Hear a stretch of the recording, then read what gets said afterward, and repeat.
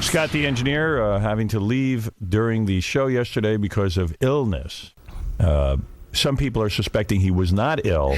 It was due to his fight with Baba Booey. Yeah, I think it was Dell'Abate Flu. Dell'Abate Flu, yeah. There you go. It's sweeping that rare strain. The whole station. We're hoping to get an exclusive with Scott the engineer later in the program. Find out exactly what went down. And Howard Stern exclusive. Right now, he's considered the hottest guest to get. Scott the engineer. That's right. We hope we get him first. That's right. Scott the engineer. He looks fine. There he is. He recovered from his illness. It's amazing. No, your move every time the way you want you get in a fight is to go, I'm leaving. Like you're like a woman. I don't need this. Yeah. What's like up a with woman. That? No, seriously. I got to see somebody about that. No, really. I mean, like you leave, like you storm out like a woman. You know what it is? My whole life, believe it or not, nobody's going to believe this. I totally tried to avoid confrontation. Right. I know you. I'm telling you. Until I started working on this show. What happened yesterday? Well, we had a little disagreement. What was it about? And then I got ill. I guess I gave Artie what I had. Right. Well, you. What was the disagreement? I was working, and all of a sudden he comes running into the studio I was in. It wasn't even my studio, and he goes, "I've been trying to call." I go, "Yeah, the phone. Something wrong with the phone." He goes, "Why didn't you fix the phone?" I go, I'm busy working on stuff I'm fixing to get the show on the air. The phone was the least of my concern, and his first mistake was I'm not a phone man. So he assumed I was a phone guy. Well, I have exciting news for you. You and Baba Booey have been having these fights for too long. We haven't had one in a long time. All right. I mean, I've been pretty calm myself. But I know that there's something festering. Really? And I have called in relationship expert Pat Croce. Really? Who says he can patch up anyone's relationship if given the proper time with them. Oh. And today on the show, the odd couple. Have an intervention? I'm going to have an intervention between Scott the engineer and Baba Booey. And we'll get this worked out. I just think he was, came down on me for Baba Booey. I mean, he just came storming in like, what the hell are you doing? You're sitting here not doing anything, and that's really what. Did he actually say that, or is that what you? Well, he called his interpretation. He called me a lazy F. Oh. That's number one. Yes. Better get that one on tape. I think we do. You said you lazy F. Now, this set you into rocket mode. It did. I guess you were screaming at who from E? Richie from E? No, I wasn't really screaming at E. Oh, yes, you were. At Richie? I just said, Richie, please don't use the tape because it's totally out of context. Told you not to use the goddamn tape. That was not the tone of please don't Why use are you the tape. robbing us of great tape? Richie, where is this tape? Well, it's not mine. So JD's pulling it now. He attacked me, and like 10 times in a row, he goes, "Don't play the tape. You're not getting permission to air any of this." You're not getting... And I told him, I told you it was totally out of context. I said, "Scott, shut up. You're repeating yourself. I heard you the first time. You just kept going. You didn't have the whole thing, so it was totally out of context. And you were going crazy, going, "I'm not giving permission to air any of this today." I don't think I said that. I have that on tape. No. I have that on tape. First of all, I don't have to give permission. You can use it whenever you want. That's right. It's in, but even still, I always like you to be comfortable with it. But I will play it because your head is going to explode. It will. That's why I wasn't feeling well, because I had total anxiety. When you have a fight with someone, you go crazy. You know what? My wife says I hold it in for like 2 months, and then all of a sudden, boom. Everything comes out. It all comes out. I'm calm, and then like an boom. explosion. Do you think this is a result of your home life, and you want to yell there, but you can't? No, I can yell at home. You like to yell here more than you do at home?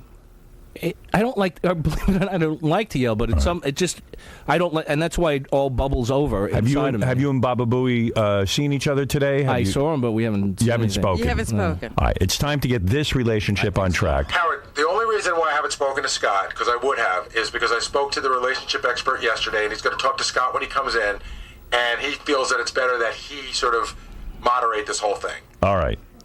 By the way, I've seen him speak. He's a great speaker. Pat Croce. Yeah, he's an awesome speaker. Well, this is going to be very dynamic. Scott the engineer. Are you willing to sort of work through this relationship with Baba Booey? Of course. We have to work together. So, I mean, because I want to hear this tape of you exploding. Yes. Because it was pretty. Told you not to use the goddamn tape. This is not even it. No, not. Actually, it's I'm worse than that one. sorry that you're bringing in an expert because these tapes are so much fun, and if they go away, I don't know what I'll do. Trust me, experts Schmexpert. These two will be at each other's throats in a month. You ain't going to see anything work out. I just felt he was overly aggressive on me for, no reason. Well, you're going to get to air all of your grievances. I have brought in the top specialist. Oh, good. I appreciate that. So I spoke to this guy, Pat Croce, yesterday for about 20 minutes. Right. And then he's going to talk to Scott when he comes in. And he was really good. I said some things, and he's like, listen, let's not BS. You know what you meant. He doesn't let you off the hook. Right. You got to air your dirty laundry and then get it off your chest, and then he can work with you. I'm sort of looking forward to it in a way because I'm going to say what I have to say. Scott's going to say what he has to say, and he's going to. I even notice as you're speaking to me, you can't even look at Scott. I'm trying to save it all for the air. Okay. All right. Oh, Scott's not looking at him either. Why would I want to look at those teeth?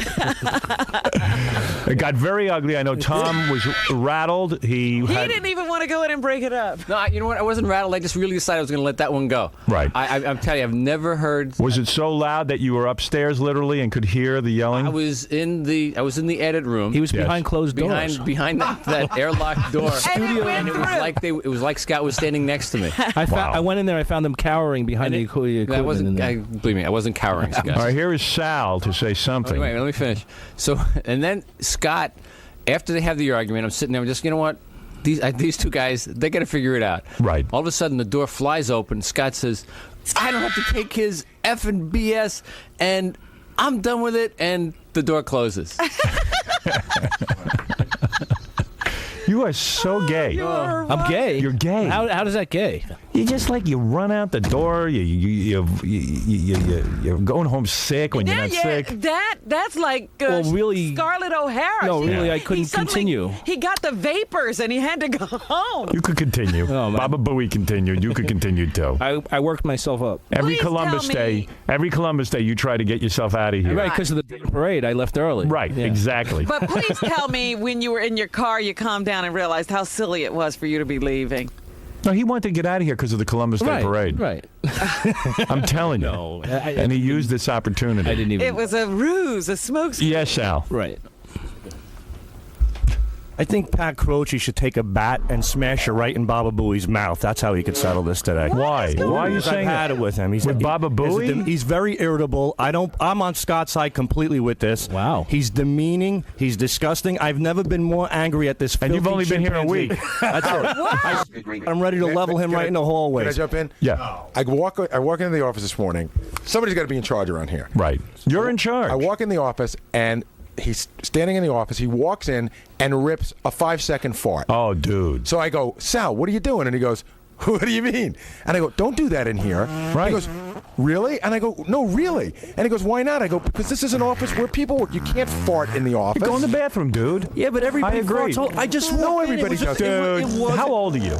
I'm 35, but Yeah, Gary's dude. playing it off like it's such a big deal. It is a big deal. We're a bunch of men. I don't want to still. There's We're not women a bunch there of too. there. And you know what? I'm a guy. I don't want to smell your stink. I wouldn't do it in here. I do where Gary is. No, come on, Sal. Yeah. Get a grip on yourself. Oh, okay. All right. You're working. Granted, Did you do that at your office at the stock exchange? all the time.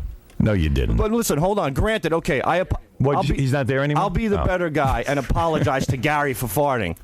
But still, he doesn't have to yell at me across the office. Yes, he does. I didn't yell at you. I'm You're not offensive. 11 years old. Dude, no one wants to be in a room with your stink. Go in the bathroom. You know, I was talking to Scott. I think Gary was out of line. No, I was talking to Scott DePace. Scott DePace even said, in the E room, which is a bunch of guys, a tiny room, there's a no fart rule. Like, Right, Yeah. because it's too small. it's too small, and it's Who like. wants to get sick from your smell? Why And, do I and have I got to tell you, when John was here, that was John's thing, and I would always say to John, "Dude, don't do that." He goes, "I can't help it. What do you want? I can't help it." No, you can't help it. But it would be disgusting. Dude, I'm laying in bed with my girlfriend last night. I got to rip one so bad. I get up, and she even said, stay in the bed. Give me a Dutch oven. I don't care. I said, you're crazy. You can't handle it. You're the perfect woman. I said, you can't handle a Dutch. No, because then after I do it, she's like, oh, and she's throwing up in the bed. So I stood, we were watching Joan of Arcadia on tape. Oh, wonderful. And I went right in the hallway, and I blasted off, and I stood there You're for a like pussy. 5 You minutes. do it in the bed. You're damn right. I don't want to screw things up here. Because it's gross. Chicks start looking at you differently. So I let it fester out there, and I knew it was fine. And I walk in, and I still dragged it in with me. Oh, it stayed with you? She goes, it still stinks in here. Hey, can I ask Sal a quick question? Would you walk into Tom's office and rip one? Absolutely, I would love to. No, do you that. would. I would do it all day long. And so I wouldn't brush my teeth for a month and breathe right down Tom's nostrils. No. Are you kidding? Oh, He's what being did goofy Tom now. do to you? You're just trying to, get out of here. Get out. He's nuts. I'm on not your funny. side, Sal. Don't worry about it. There's a guy you really want to team up with. Believe me, 10 minutes from now, Scott and Sal will be screaming at each other. Yeah. Right. All right, I got to take a break. It was just weird that when I said don't do that, he goes, come on. All right, relationship expert Pat Croce. Apparently, there's a lot of relationships around here that need help. Yeah, he's going to be here, and Christy Brinkley's going to be here, and it's very exciting. You know that, and I know that. What is we this? didn't even talk to Sal about not making it into work yesterday. Sal Right. decided his own holiday. There's a guy that didn't make it into work yesterday. He's going to yell at his boss. Yeah, he thought it was Columbus Day, and we should just have off. Again, that was the incompetence of Baba Booey. It's his job, Mr. Responsibility. Take some responsibility now, Gary. Go ahead. So how many people work look at here? me. 40, right? How many people came in yesterday besides It's your you? responsibility 39. to ask, do we have tomorrow off? Where were you for Yom Kippur, Mr. Stern? You What had has the that day got off. to do Columbus with it? Day's my day. Sal, It's for the you're Italians. you're so Here not we being go. funny. Here Goodbye. we go. All right, goodbye. Okay. And I'll leave you with Scott, the engineer's breakdown. Now, at what point is this, Scott? I have no idea. I didn't hear it. All right. Why are you getting on my case, man? And you don't know that there's issues that are going to pop I took care of it. I was working on issues. What do you think I was doing? Jerking off? Fucking go f*** yourself. Back? You must be crazy, man. I'm sitting here trying to fucking work and you get dumped down my throat. Good luck finding work in a Because I certainly don't Well, want I'll you leave now just for you, you motherfucker. Nice. Yeah, some help might be on its way. I didn't realize he was in charge of hiring for. I'm not. That's the whole point. Well, you made it sound like it. No. You know that's a sensitive area for No, Scott. and we're going to talk again. Mr. Croce and I discussed this. He's got a really good point. He painted me into a corner. I admitted stuff, and we're going to talk about it. All right, you pulled out a deadly weapon. Right, Absolutely. that was a dagger that you should please. not have played. Yes, and we'll talk about all that. I mean, to say, hey, you're going to be looking for work in a year. No, I'm I sure got it. Tom will keep Scott around. Yeah. Oh, we get along so well. Yeah. I got to admit, Scott's been working his ass off lately. He's a good worker. I always Nice work. here. I do anything for the show. It's All right, the way I all am. right. You don't have to sell me. I love you, man. I know that. All right, so that's going to be something to look forward That's to. gonna be All great. right, okay. I'm Pat Croce. I'm the host of the nationally syndicated show Pat Croce Moving In, and I come to the Howard Stern show because Gary, Baba Booey, has invited me in because there's a conflict in this studio, on this crew, between Scott the engineer and Gary. They're at war, they're at odds, and we got to get these teammates back together. And how are you going to do that today? We're going to do this by interviewing both members separately, Gary and Scott. And then we'll get them together and we'll purge deep down into their souls and make sure we get exactly what's going on with this problem. We'll find out why they're doing what they're doing, and let's see if they really want resolution. Now, do you know the history between these two guys? I just know a little history. Gary has talked to me yesterday in his pre-interview, but I'm interested in talking to Scott because I'm not here to make assumptions. I'm here to make an assessment and help them help themselves. All right, I guess we'll see what's going to happen in a few minutes. Let's go. Bring it on. Pat Croce is going to come in here. Let me set up what's going on. Yesterday, Baba Booey and Scott the engineer got into one of their heated battles. This has been going on for years. Let me play you some tape of what happened. Here is Scott the engineer yelling yesterday. This is Scott and Gary in the halls. Scott got so pissed he went home early, left he work. couldn't work anymore. Why are you getting on my case, man? And you don't know that there's issues that are going to pop I up. took care of it. I was working on issues. What do you think I was fucking doing? Jerking off? Fuck yourself. Mackerel. You must be crazy, man. I'm sitting here trying to fucking work and you get dumped down my throat. Good luck finding work in a year. Because I certainly don't Well, want I'll you to leave now just for you, you motherfucker. Scott, that hurt when Gary said good luck finding work in a year, didn't it? Sure. I Yeah. mean, All right, let's go to another argument. This is Scott the engineer after that argument yelling at Richie from E because he didn't want Richie using the tape. Yeah. Don't play it on the Don't air. yell at me. Don't play it on the air. What? Don't yell at me. They won't. You missed the beginning. and You it's said it totally 5 out of times already. I context. heard you 5 times. All right. This is the 5th time.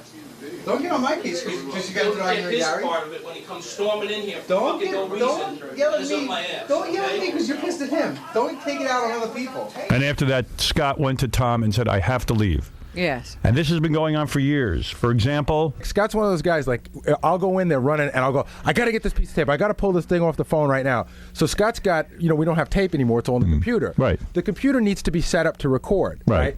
Never does Scott, while I'm getting my message that's not true never at does he all. turn to the left and get it That's set not- up. absolutely I pull not it all together, and then I go, this is what I want. And then Scott goes, okay. And then he turns to the left and he starts. Right. But it's always a That's slow a lot of the move. time. Like, when you see me, but seriously, when you see me come in, you should go, and I say, I got to pull this. You should go right to it. I do that. If it's not already set up, I end up waiting a lot. Well, that's just a pet peeve to go through darts at my picture. I did that already. Does he do that? He's very angry with me. All right, and then even off the air. Lewis was hired here to do what you... Wait a second. Listen to me. Lewis was hired to do transfers of stuff in there, which he is not doing, which Howard is up my ass royally about, because he's constantly working on best stuff for you. You don't want to know about that. I don't want to know, because it's your job to know. I don't have to know. How did you get it done before I had to know? In other words, I didn't always have to know. You dragged my ass. The way I got it done before. Right. There wasn't as much. So then you go, all right. Let me finish. I got you. So then let you go me finish. I know what it is, because it's the same song. No, let me finish. It's the same song. Go to Richie and tell. In other words, if you can't get it done because you're overworked, I don't want to hear it. If you can't get it done because you're overworked, go to Richie and tell him you need more Because help. if you don't respect what I have to say, fuck you. You can't do. You couldn't get your jobs done if your life depended on it. Gary, you can take it and shove it up your ass. This has been going on forever. We now have Pat Croce, who is from a TV show called Moving In on weekdays at, I don't know, it's on all the different channels. He's syndicated. Or is it moving on? Moving In. Moving in. That's what it says, Moving In. Pat Croce is a relationship expert. Everything, evidently the guy's terrific. There he is. That's the guy. Hi, Howard. Hey, Oh, Pat. I've seen him before. This guy's supposed to be the best. Hi, Robin. Pat, how are you a relationship expert before we get started? I have no idea. All right. What are your credentials, really? I am a physical therapist by trade, an athletic trainer. You know me because I took the Sixers from worst to first in 96 to 2001. So probably mediating between Larry Brown and Allen Iverson made me an expert. I'm more like a life coach, All Howard. right, don't bang on that podium because we have the worst equipment here. And every time you bang on it, it makes tons of There's noise. nothing muffling anything. Right, so I'm going to yell at Scott about that for a minute. But so is there hope for Baba Booey and Scott the engineer? Yes. All right. You've spoken to both of them off the air. That's correct. Do you want to handle this and I'll shut up? No, both of us. Okay. Both of us, because you're involved here. The show is called Moving In? Pat Croce Moving In. Oh, I move into a different home in a different town every day. Oh, Okay. That's what it is. Are you like a Dr. Phil? He's a psychiatrist or psychologist. I'm not. I'm more like the best friend who tries to give you, really what I try to do is focus on where are these two guys right now and what are they willing to do to get to where they want to be tomorrow. And I kind of act like a performance coach. Are you like a motivational speaker? That's right. Okay.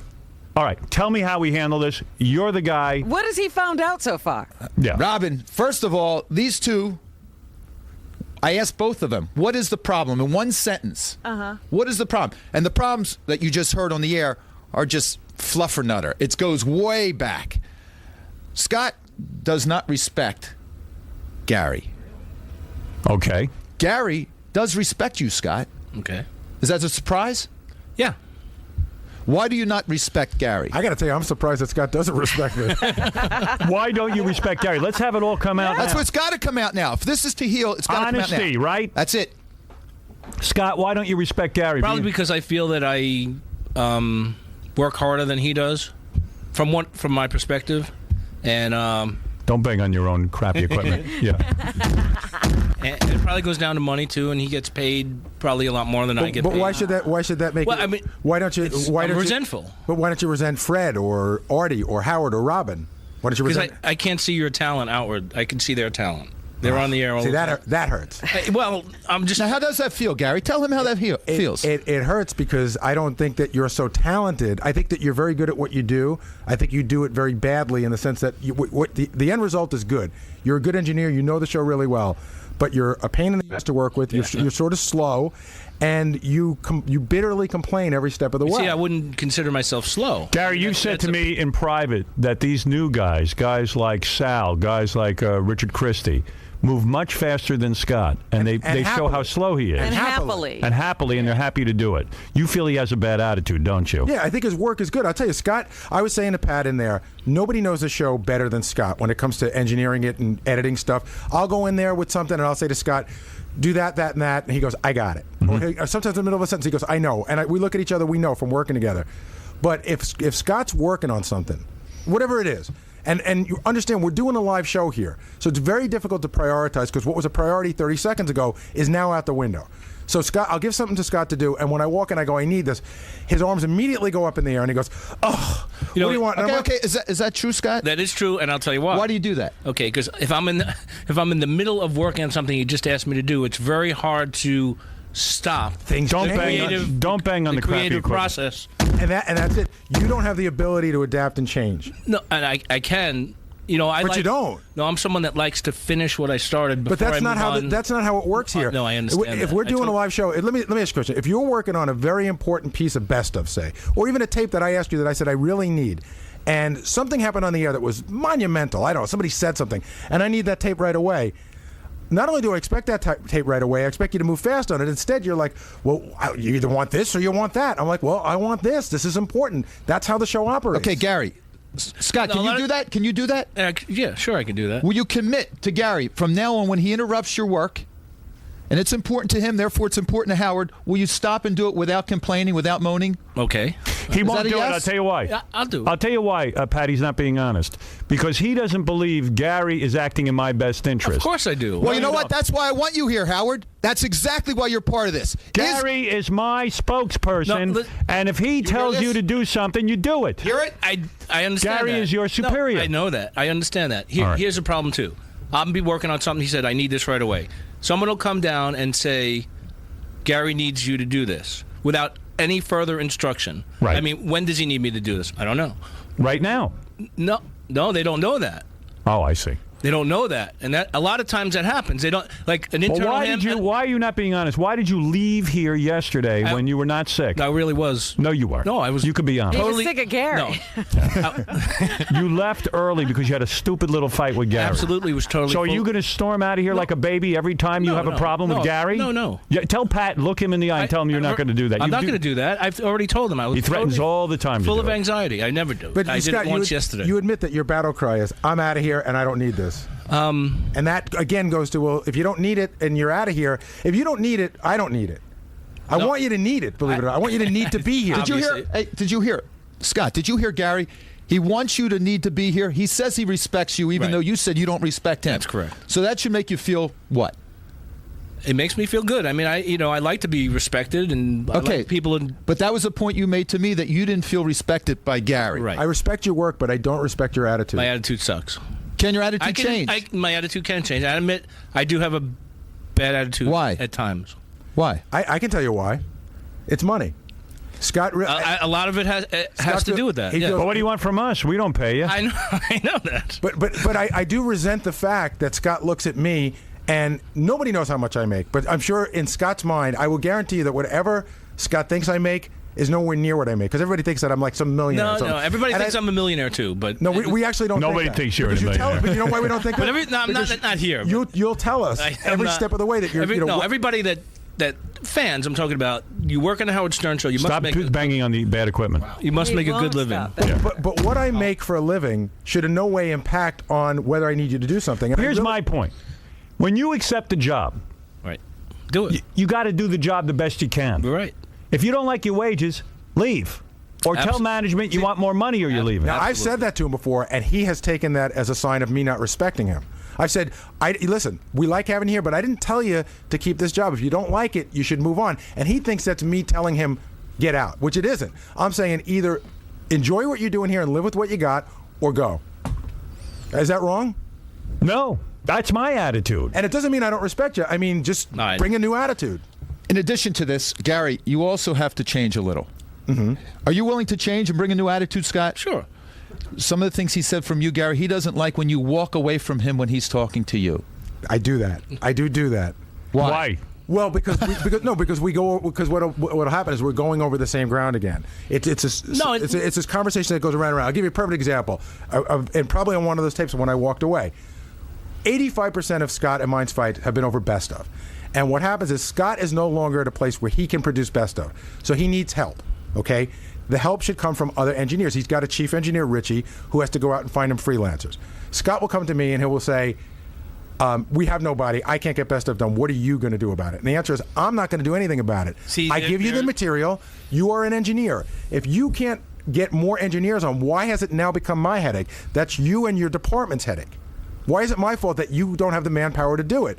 And I'm not. And I say to you, I'm not in charge of manpower. I don't hire. Right. I don't fire. See, I boss nobody around. It's not my decision. But you go to your boss. You go to your chief engineer who is in charge of that. You say, I need help. Well, you know what he's going to get. Tom Chiusano will get any help. Well, I got to give Tom credit now. We have worked out a deal. But even before that, forget about the fact that you're now allowed to do overtime. Before that, Tom has given you people. You guys have not been able to find the people that you need to do the job. Again, I don't know why it's my fault. In other words, should I be out there looking for freelance engineers to produce best of? No. I don't believe so. No, and that's what they should be doing. I agree with you. It's not your job. You do agree with but you do put it on me. I believe it's your job to. You should go to the people that have to hire them, not me. And we have. And what ends up happening is you guys, these freelancers quit, and then everything. And also, you oversee the whole project. It's a very complicated process. It's not complicated. You oversee it, correct? The doing of best. You oversee it, and when it's getting to be a month before best of it, it's not done. I always say, Scott, you should be the one that should be afraid, going, "Oh my God, we don't have enough best of." Instead, it's me. And Scott goes, he puts his arms up in the air, and he goes, "I got nobody. What do you want from me?" But Gary, despite best of, you'll work on not walking away from him when he's talking. As long as he doesn't yell, I will stay. Okay, can you do that? Yeah. Why do you yell at him? Because he can't yell at his wife? That's where I feel I don't get respected. But he feels. I also think that Scott feels I'm the only one here that he can yell at. He's not going to yell at Howard. Right. Not going to yell at Fred. Not going to yell at Robin. Can you stop yelling? Yeah. Really, Scott? I am. I just heard these tapes of you yelling. Yes, I do. Yeah, you yell. But that's. Can you stop yelling? Like I said, it builds up in me, and then I go. I mean, and tell Howard why it's building up in you. Tell him what you told me. It's frustration. I mean, I'm. Do you feel part of the team? No, sometimes I don't. I'm made to. Who cares? I know. See? Howard. That's the attitude. Howard. Who cares what you feel? Howard, wait, time out. Howard, whoa, time out. What am I, your daddy? Yeah. You are the CEO. Howard, hold on. Howard, you're the CEO here. CEO nothing. Who wants to hear this crap? No, Howard, you got to tell him he's important.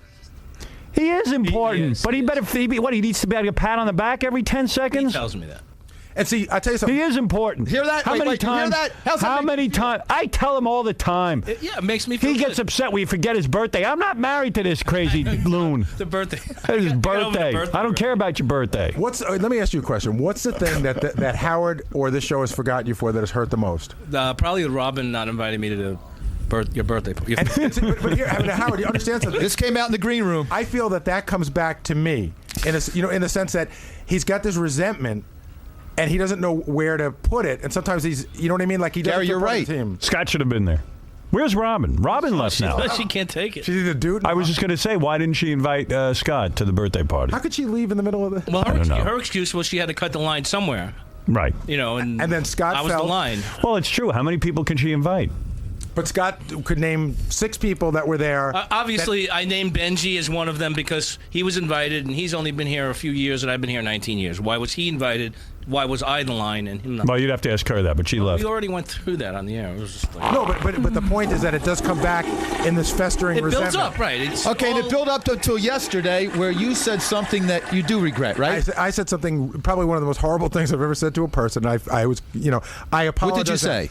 I said to Scott, good luck finding work in a year, meaning when we leave here, good luck finding work. Now, I said to you, Pat, I'm not the guy that hires and fires people here. I don't even have my own job. But it felt good to hit him with that hammer. It did. It did. I mean, he pushed me to the brink, and I pulled out the heavy artillery. I want to ask you why did I push you when you initiated the abuse on me? Well, because you immediately started. Why was that? Answer the question.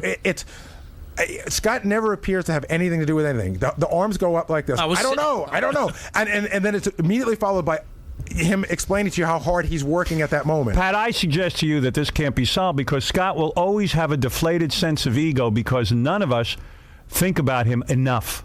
He's an endless pit of need. And something worse happened today, Howard. What happened? I knew that Scott and I didn't get along, and I thought it was because I felt, he felt I didn't respect him, vice versa. But I found out for the first time that Scott really doesn't think I'm talented enough to be doing what I'm doing. Is that true? Now, is that true? He doesn't respect me. He doesn't think that I deserve to be be honest, respected Scott. the way I am by everyone else. That hurts. Be honest. And will not be Now's the forgotten. time to say it. Say it, baby. You hear that? He's hurt. Be honest. I'm Say it, Scott. No. I didn't think you're talented. You just said earlier you don't think. I said, why don't you say it to any of these other guys? And you go, because you don't think I work as hard as you, and you don't think I'm as good as you. No, you work hard. I'm not debating that. You don't more think jealousy? he does? Are you jealous of him, or do you really think he's incompetent? I'm not jealous. I can see some. You're not jealous? Incompetence. What? Incompetence? You're not jealous of Gary? Of his relationship with Howard? Of being in the in crowd?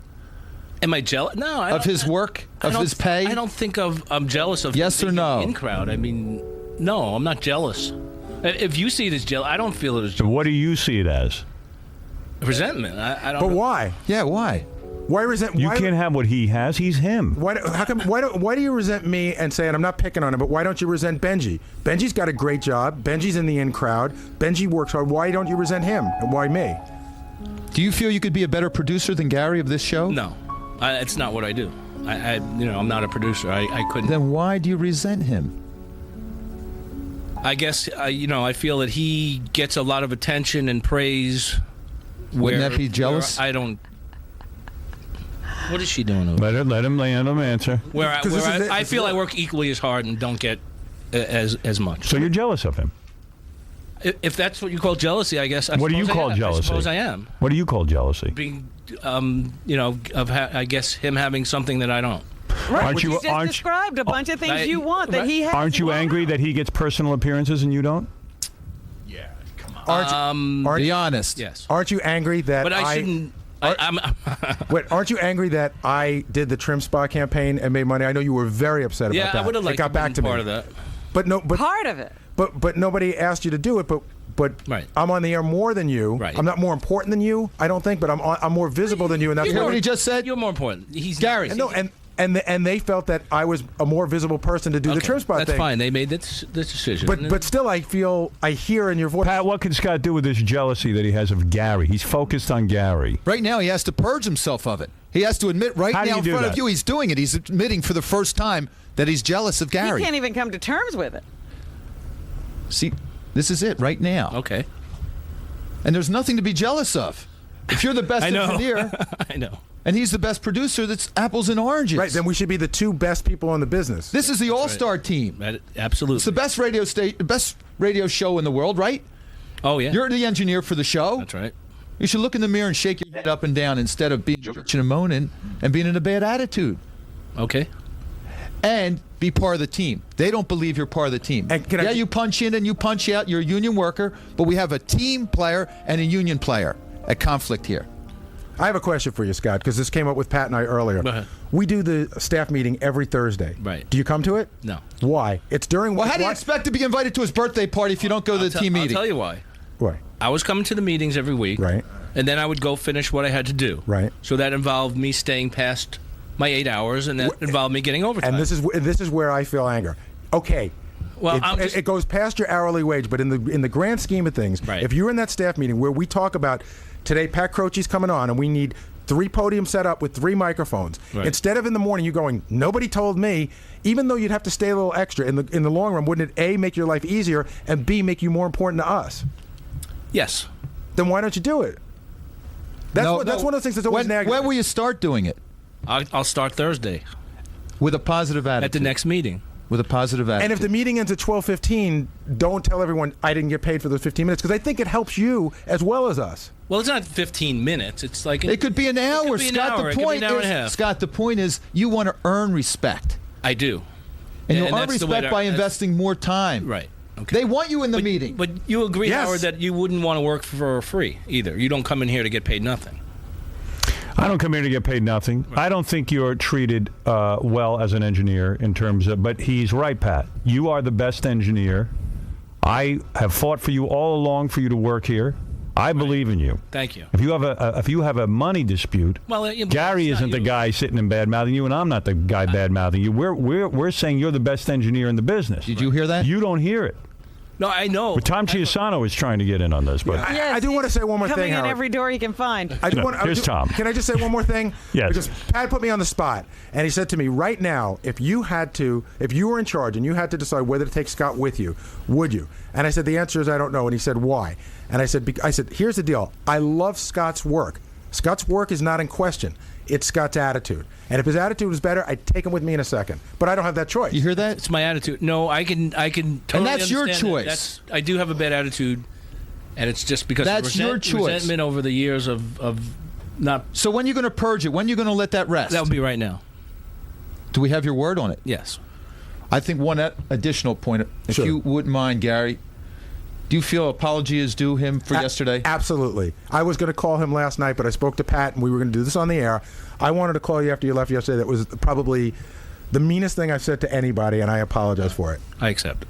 How do you feel hearing that from Gary? Well, I mean, how do you feel? I feel good because it takes a man to admit that he was wrong and apologize. Absolutely. I knew. I thank you. The second I said it, I might as well just stuck a knife in your heart. And anybody I told that I said it just went, oh, my God. I thought that was pretty low. I Tom, asked do you want to Gary- add something to this? If Gary and Scott thought it was important for Scott to attend the Thursday meeting and then stay overtime and complete his day's work, Well, that's Tom. somebody's just got to come to me and say, "Hey, this is important. He should be here." Not true, Tom, and I'll tell you why. Because you know that for a long time there was that was then. That got lifted a month ago. No, it was more than that. The no overtime edict for Scott. Right, which was a creation that, or Scott's creation, because he said some things that were said on the air that got the CEO of the company to say, And that's "You more don't like it here." And that's more See, resentment. that's another That's factor. because I was Scott being doesn't think honest on the air on a radio show, and I got the S kicked out of me by the big bucket All right. in the company. All right, here's the So thing. why wouldn't I feel resentment? You know, you open your mouth and you be honest, and then all of a sudden, bam. But there were plenty of times after that. I'm sorry, but I got to say there were plenty of times after that, as time went on, when it was important for Scott to stay and do overtime, where I would approve overtime. All right, there it is. This is. I guess it's resolved, Pat. I think it's resolved. You're getting overtime. You're going to develop a better attitude. yes, much you feel better. part of the team. Yes. Gary, Baba Booey's not going to ignore you, turn around, but you also have to respect his position and what he does. Okay. Hey, Howard. What is it, Benji? It's just not coming out. Scott is treated like dirt around here Well, by interns on up. Well, I'm not saying, but it works both ways. I got to tell you, because Scott will treat interns like dirt. Never. I never treat interns like dirt. I have Don't make me interns. start the parade. Who did I treat like dirt as an intern? A lot of the interns say that you will yell at them, and you should. Is that true? Do you yell at interns? I have on occasion yelled at interns. Is that a yes? Yes. I don't like to, because they're here to help and work. Hey, Pat, this is some case, huh? Yeah, you know what? This is going to blow your mind, pal. It's like it's all my fault. Do me a favor. What's it cost to have you here full time? Talk to Tom about that. Where's our Sony camera? Yeah. Can I say one thing in closing? Yes. Scott's not obligated to stay at this job. I'm looking at a guy who feels like he's not respected, that's treated I like can dirt, believe that's true. who continues to stay. And there's a part of me that says, well, either stand up for yourself and go somewhere else, or Right. sort of take what you have here and say, these are the cards I've been dealt, and this is how I'm going to play it. Makes sense, Scott.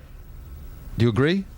Yeah, I mean, I can leave anytime I want, I suppose. I mean, you know, if I don't like it, then... Or you can choose a better attitude and attack this job. Right. You know what? Let me say this about Scott, because nobody's coming to poor Scott's defense. Right. I Scott feel loves this job. But it's hard Why? to tell. I'm trying to figure out now why I love this job. I wouldn't know I that. don't think you don't recognize I that. don't, because he never lets me know that. He's not recognized for loving. I see it. He loves this job. I would never know that. I wouldn't. All you do is complain, and You're I right. think, I do. how would I know you love this job? Scott, is Robin right? Do you love this job? Absolutely love it. Otherwise, I wouldn't be here. I mean, even... I bet you didn't Why you even know laughing? I knew that. Why are you Scott. laughing? Where are you going to go? Yeah, really, where am I going to go? Yeah, let's be honest. No one else wants but me. even Right. so, he absolutely loves being associated with this show. He loves working on this show. He Some takes resolution. great pride. Robin, we have to just add a little resolution here. Scott, when Gary asks for something, Right. one Do of it. those urgent... Pat has made me realize something. I got to say the guy's good. In order to be respected and remembered and considered, you've got to make yourself invaluable. Okay. And your work is top notch. Thank you. I've gone to Tom many times, Believe me, Tom's no fan of yours, I don't think. And I'm going to tell you something. I haven't noticed it, no. If you left tomorrow, I don't even think Tom would notice. He would love me to leave tomorrow. But I would notice. I tell him what a great job you do. Thank you. I tell him all the time what a great job you do. Thank you. I said, Scott is invaluable. Don't make me cry. No, I'm telling you. Scott, do you? And I've told Just you listen this. and enjoy this. This is what you're craving. I've told you this before. Yes. I've sat you down and said, Scott, you're really important to me and the show. Be part of the meetings. Okay. Be part of the intern program here. Be part of everything. Make friends with everyone.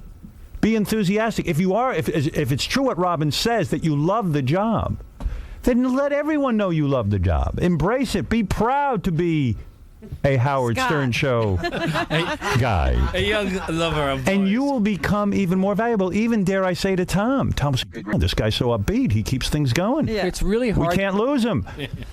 It's If hard. Howard ever leaves, I got to have this guy. That is. Now, Robin, why didn't you invite Scott? I'll tell you why. You don't even have to answer. She didn't invite you to the party because who thinks of you? You're never around. That's not it. That's not it at all. Everybody was thought of, but I had a set number of people I could invite, and I had to cut in various places. So lots of people I would have loved to have been there couldn't be there. And by the way, yes, Scott does fight with interns. Here's a tape of Scott fighting with the interns. Oh, dear. I didn't deny that I didn't fight. That's right. Just so everyone knows we're not making stuff up. You've got to get a better attitude. deny that. Absolutely. Go do your little thing. Okay, fine. You're a intern, that's right, pal. Yeah, really. And you're a 50-year-old and you're acting like you're in sixth grade. Okay? Look, recess is over. What is your problem? What is your problem? What is your problem? Do you understand what's going on here? You have no clue what's going on here. So before you open your mouth, why don't you find I out have some no clue facts, because okay? you're not telling me, Why don't you dude. find out some facts before you open your mouth? What okay? are the facts that you're talking about? Huh? Oh, there you go. I could play the whole thing. This will change, right? Well, if somebody disrespects me and steps all over me and hits me over the head with a baseball bat, what do you expect me to do? You tell hold me. on. Can I answer that? Yeah, yeah, Can I yeah. say- Do I do it the wrong way? No, Is that what can I I do? say something? I do get angry with you, and I do, even this morning with Sal, I might have jumped on a little bit about the farting thing, although that was inappropriate.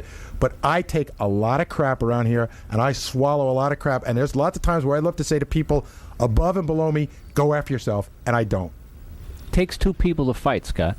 One's got to have a good attitude. One's got, if there's a bad attitude, then somebody's got to have a good attitude, or you wind up with an argument. And people with bad attitudes don't get good things more often than not. I know that, but I just don't like being taken advantage of. That gets me really, worked up. Well, but taken advantage of by an No, intern? Well, if somebody comes and just starts, ragging on me or cursing That's me not out, taking advantage I don't know of what you. started that argument. I don't even remember it. You know what? We had 2 semesters ago, an intern came in here on his second day and started really making fun of me. I was pissed at that intern the entire semester, but I didn't let him know it. He left. I shook his hand. I thought we gave that guy a great opportunity, and he immediately turned on me for no good reason. Well, he'll never have a job with you either. But fine. But it's, you know what I mean? Like, I'm done. I'm not going to sit there and hammer an intern. I know how I feel. I am confident enough in what I do to not care what he thinks, meaning the intern. Right. That's a good point, Scott. Pat, he told you, Howard Stern told you that you're the best engineer on the planet. So Yeah. no one, unless you give them permission, can make you feel lousy now. No one. No intern, Baba Booey, no one. Your problem is you don't believe that I'm telling you the truth. Do you believe him? No, I do. I believe you. No, you don't. Yes, I do. You don't believe. You think that you're here just because, well, no one else is here. No, you're here because I wanted you here. And you know, I know that. But I think one of Scott's biggest problems is he's just not being heard. He's not being heard. I'll tell you something. Well, who would listen to him with that You know monotone? what? But the funny thing is, everybody's saying, well, Scott doesn't yell. Scott yells at me all the time, and I just stand there until when he's finished, I give him whatever I want him to do. He goes and does it. Well, you're lucky she has a good attitude. She laughs at Other people don't. And the other thing I want to say to Scott, I started to think yesterday about what life on this show would be without Scott. And I started to think that... How good would it be? No, right? he knows... I'm not talking about the attitude. I'm talking about the quality of the work. He knows the show better than anyone else. And trying to teach someone new that would be very difficult. These new guys do good work with the current stuff. Scott's got the history of the show in his head. He's got 20 years of knowing what I want and what you want in his head. And I can say for a fact that he will go out of his way to do whatever he can for you. If you need something, Scott will turn over this entire I don't see that. building to Sounds like find a Hey, tribute Pat, here. punch Scott in the face. Let's see what happens. So you don't, Gary, you don't see that. I'll tell you why you don't see that. Because you usually send down stuff with an intern. Here, give this to Scott, and then you're oblivious to what goes on after listen, that. I know. All what I right, said now. let me look. Pat, no offense to you. You did a great job, but Howard. forget these two. It's tough. It's tough. All right, Pat is a relationships expert. I thought he did a great job. He did good. Yeah. He did a You real two good are job. tough. But you two are two, tough. you two are very thick. We're brick walls. Yeah.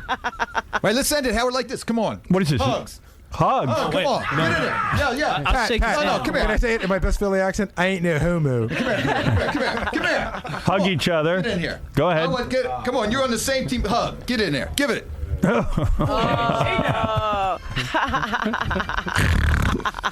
you go, Howard. Congratulations, Pat. You've just worked with the two most difficult people on the Howard, planet. congratulations to you. Thank you. Yeah. You think it's resolved? Although I am going to try. I'll try myself, too. That's it. That's all it starts with. You know, I'm not going to be negative. Yeah, we'll try. Right. That's it. That's my I want new you to be attitude. able to respect him. All right. And I want him to be able to listen to you. Okay. That's it. I mean, that's all. And again, he's right. It's all here. It's your choice what attitude No, you choose. I understand. I totally And understand. you can own this place. You're the You heard it from him, so I don't think you believe him. Now you got to be able to believe him. Okay. Gary, was there anything that was said that hurt either one of you in there? Yeah, well, I think I found out that at first I think that I got the impression that Scott didn't respect me, but now I think I feel it's more jealousy, which is easier for me to accept than not respecting the job that I do. I think it's jealousy. I think It took a ways to get around that, but Right. That was it. We got to it. And that makes you feel better. Now he's purged it, and you all know where you come from. This is a new slate. Start for it. Let's go, man. Well, we have also a new era to look forward to. Well, some of us. And remember, you don't want to be the. That's good. You don't want to be the producer. He doesn't want to be. No. I know I never could do this job because it's impossible. He has to know how to deal with people in a certain way. It's a great job. Yeah, absolutely. And I'm not the one that can get conversation going like he can to entice somebody to come on or to get a guest or whatever. Because it does take a certain talent, I guess. What I'm dying to know is, if you don't respect me, what'd you think of John? Don't get me started. That's a whole with John. Okay, so Pat, you just mediated a little tip between Gary and Scott. How do you think it all panned out? I think it panned out pretty well because now Scott realizes that he was jealous, and that frustration built up into rage, and he never said he was jealous. So now he's purged himself of that. He's going to try to start creating a new attitude. It's his choice. He knows that. He heard Howard Eskin say he's the best engineer on the planet. So there, his ego's been boosted. So regardless of interns, Gary, anyone else, it can't pull him down unless he gives them permission to pull him down. That's what I was talking to him about. Gary, on the other hand, has now earned the respect from Scott because he's apologized. He's admitted that he's done wrong in the past, that he's jumped on his case. But they have to realize that communication is the key to this relationship in the future, because if Gary asks for something, that means Howard's asking for something, and Scott's got to jump on it, and if he can't do it, he's got to tell him why. All right, you had a good time, Pat? Had a great time. It was All fun. right, thanks for coming down. My pleasure.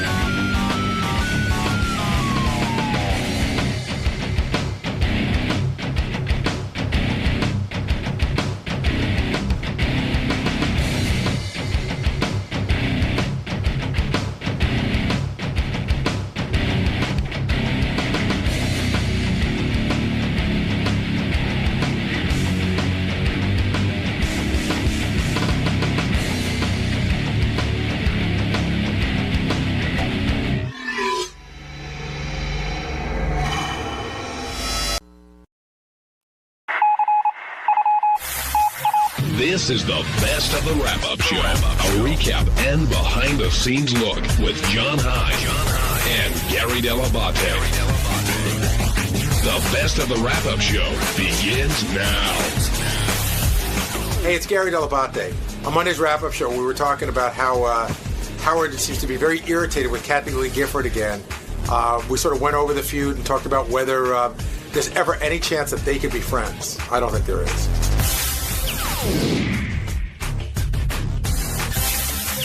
We should start off with Kathy Lee, and I guess that came out of Lisa G came in to do her news segment and was talking about interviews and whatnot, and quickly it leads to people talking over each other, and then Howard just starts going off on Kathy Lee. Where'd that come from, Gary? He must be watching it, because all you really need to do is watch that show to see what a train wreck it is. Because I watch it. Have you ever seen the parody they do on Saturday Night Live? No. It is really, really funny. I think it's Kristen Wiig. She's Kathy Lee, and she just pretends that she's been drinking. Because Kathy Lee acts on the show like she's been drinking. I don't think she has been. But, yeah, they're all over the place. You can never figure out what's going on. So Howard must have seen it. Is there anything Howard hates more than people talking over one another on a talk show? It drives him crazy. Yeah. Even on this show, I know it drives him nuts. Well, that clip of The View was, Howard was astonished that wasn't touched in any way. It's just everybody yelling at each other. So why Kathy Lee? Why is he so angry about her? Oh, she's she's an old fun standard. She's good to go back to. Who's sticking up for Kathy Lee? He hasn't been there in a while, though. I know. It surprised me that he circled on back that way. But, because she's back to, she left. The whole thing fell apart for her. She got a little, humble for a half a second, and now she's back doing the same shit, and I don't know. I guess just grabbed her the wrong way the day he saw her. Well, what he said later in the program was, if she could just be real. I made a comment about how he's mended fences with Rosie could ever happen with Kathy Lee, and he said no, because she's never real on television, and until she crosses that bridge, he's not going anywhere near her. Yeah, it's such a bizarre. We've just hammered the shit out of her, and I've called her for years to try to get her on the show. The thing that I remember was that, and Howard talked about this on the air, after his divorce, she sent him a note. And he goes, Kathy sent me this note. But then we looked at the note, and we realized it was supposed to be a note to say, hey, Howard, I'm sorry about what happened to you. But it was really all about her. How so? Well, it was mostly I'm really sorry to hear what happened. I've gone through divorce. And then it was a lot of God stuff. And since Howard's not really that into God, I think you're sort of putting your own will on somebody, telling them that God's going to save them. And, Howard's not a God guy. It should be the great note would have been, hey, Howard, Kathy Lee, I know you've kicked me around in the past, but I see what you're going through, and I've been down that road before, and I wish her all the best. Done. Once you start bringing God into it, it's like she's, I felt like we were natives in the jungle, and she was trying to convert us. So even though she made the gesture, it didn't ring true. Yeah, because she just didn't do it right. Now, do you think Sam the cooking guy deserves an award, like Howard was saying? I get where Sam the cooking guy was coming from. I don't know that I would. I'd probably just take that shit because whatever. But yeah, he's like, hey, I'm trying to talk. You invited me here to give you a recipe. Let me get it out. Do you think that's just a bad day, or ultimately that's what he was trying to do? They booked him to do something, and he was listening to the audience. He was trying to play to the audience instead of having these two yentas not shut up. Yeah, listen, it rubbed him the wrong way, and he spoke his mind. I thought that was funny. I thought the etiquette person that they brought back should have, said that they were both wrong instead of blaming it all on him. Now, did you or Lisa G learn anything from Howard's advice when it comes to being a guest? Would you ever interrupt if all that chat started happening? I'd probably just lean back and go, you don't need me here. I'd probably address it in some way, but I don't know that I'd be like, shut up. Well, it's awkward because it's their game. They've invited you and you're trying to be polite. Yeah, I don't think I'd get involved. Benji, were you surprised that Howard went off on Kathy Lee so much today? Yeah, I was shocked by it. He hasn't done it in a while. Right. Yeah, no, yeah, he hasn't done it for a while. It's been about 2.5 years. Did we wake you up? Did it. It was back in 2006, in March. He was mad at her about some comments she made. Do you think they could ever mend fences? Yeah, yeah, for sure. That's as surprising as the Rosie thing is. I'm sure that if Kathy Lee and Howard's even said it himself, if they were at a party and they were talking, there might be something they would connect with, and I think I could definitely see that happen. I think he's in a place now where he could connect with her, but I don't think they're... See, Howard and Rosie, I always thought were similar in the sense of, that they both were driven and they were both laid it all on the line and were very honest. But Kathy Lee is the polar opposite of what Howard is on the air, so... But I think if they met each other at a party, they could be friendly to each other. But I also think the opposite could happen, and Rosie and Craig Ferguson sort of talked about today, where Rosie and Howard could definitely have a split now. Why? I think it would be a little bit harder for it to happen. No, like some issue that they might both feel very strongly about, it could split them up. Now, if you miss what we're talking about with Kathy Lee, here's a little bit of Howard's feelings towards what she had to say. Whenever Beth does TV, she says to me, God, I said, like she did The View, she sat in one time, and I said, gee, you were quiet during that segment. She goes, they were all talking. I said, if everyone's talking, why would I talk? I said, that's evidently what they want in TV. They want people talking over You one another. have to keep talking in order to get the attention. Right. Doesn't matter if you're saying anything. Just keep talking. Because that Hoda was back there going, just, keep it going, keep it going, keep it going. She couldn't stop saying it. Yeah, like Tourette's. They blurt out everything. Keep it going. Listen to the first 10 seconds of that clip. The guy couldn't take it. He broke. And then Kathy Lee, they have their jobs because they don't talk to us like that. Well, you're being rude, Kathy Lee. Can't anyone stand up to Kathy Lee? She's the devil.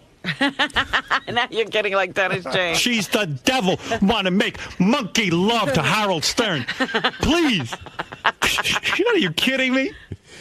Jamie in Massachusetts, you're on the wrap-up show. Hey, I believe. Good morning, guys. Anyway, I believe that Howard does the same thing when he interviews people. Like, he'll ask a question, and then the person would start answering, and then Howard would talk over him like he's not listening to the person giving the answer. You know what I'm saying? He drones, and sometimes he gets himself doing it. You see, I agree with you that Howard will sometimes talk over a person, but it's not like he's not listening and he's droning. If the person's going to start going off in a weird way and dancing around a question, he'll just ask another question to take him somewhere. He has no patience for people who aren't going to respond. So sometimes he does talk over them because they're just not, doing the interview the way he wants it. He definitely controls an interview, no doubt. Okay, well, I just noticed it a lot, something interesting. I'm like, Howard, let the person answer. You're driving me crazy. Come on. But okay. All right, Jamie, thanks for calling in. Let's go to George. George, you're on the wrap-up show. Did you say George? Yes, George. How are you? How you been? Happy New Year. Hello, fine, thanks. I wanted to ask, first of all, Howard really almost physically makes me sick with his constant ranting about Jay Leno. He goes on and on for ad nauseum. It really has a very negative effect on me. I want to ask about the Kathy Lee situation. When and how did his contempt for her start? It wasn't any particular incident. It was just like almost everyone else in the country's contempt for her. They would watch her on the show, and she would get on and talk about her kids. And one day, I think it was with the kids. I remember Howard coming in one day and goes, God, she puts those kids on all the time. In fact, there was a Christmas episode where she made Cody dress up like a pilgrim. And I remember Howard was very annoyed by that. It was like one of those weird, and Howard was very annoyed by that. And I think once she brought the kids into it, but I mean, Howard wasn't alone. Everybody started to notice it all at once. It was a lot of me, my kids. I'm better than all of you. My kids are so amazing, that sort of thing. I see. So it was her arrogance then that he didn't like? I would say so. Okay. Thank you. Well, Thanks, George. Back in the 80s, and this is, I know more from Howard's book, wasn't Regis sort of like played with a lot? What do you mean? Like, wasn't Regis sort of made fun of a lot back in the 80s? You mean on our show? Yeah. Yeah. Yeah, but and was she with him at that point? Yeah. Because I wonder if that sort of transferred from there. Like. No, it was more like you said, Howard wasn't alone in his contempt. I mean, the whole country sort of got behind it. And Howard also thought Kathy Lee was pretty hot, too. Yes. And I guess that would fuel the fire even more. It does. When you think a girl's hot and she's acting in a way you don't like, it really pisses you off. On Tuesday's wrap-up show, Ralph called in to expand on the argument that started on the Stern show earlier between him and Gary. Basically, Ralph hates the fact that Gary goes around calling himself a gadget expert and doesn't think he knows anything about gadgets. Ralph claims to be the one who really knows his shit and should be the one booked on Geraldo. Or better yet, listen to Geek Time. It was Techno Beaver versus Techno Berry. Check it out.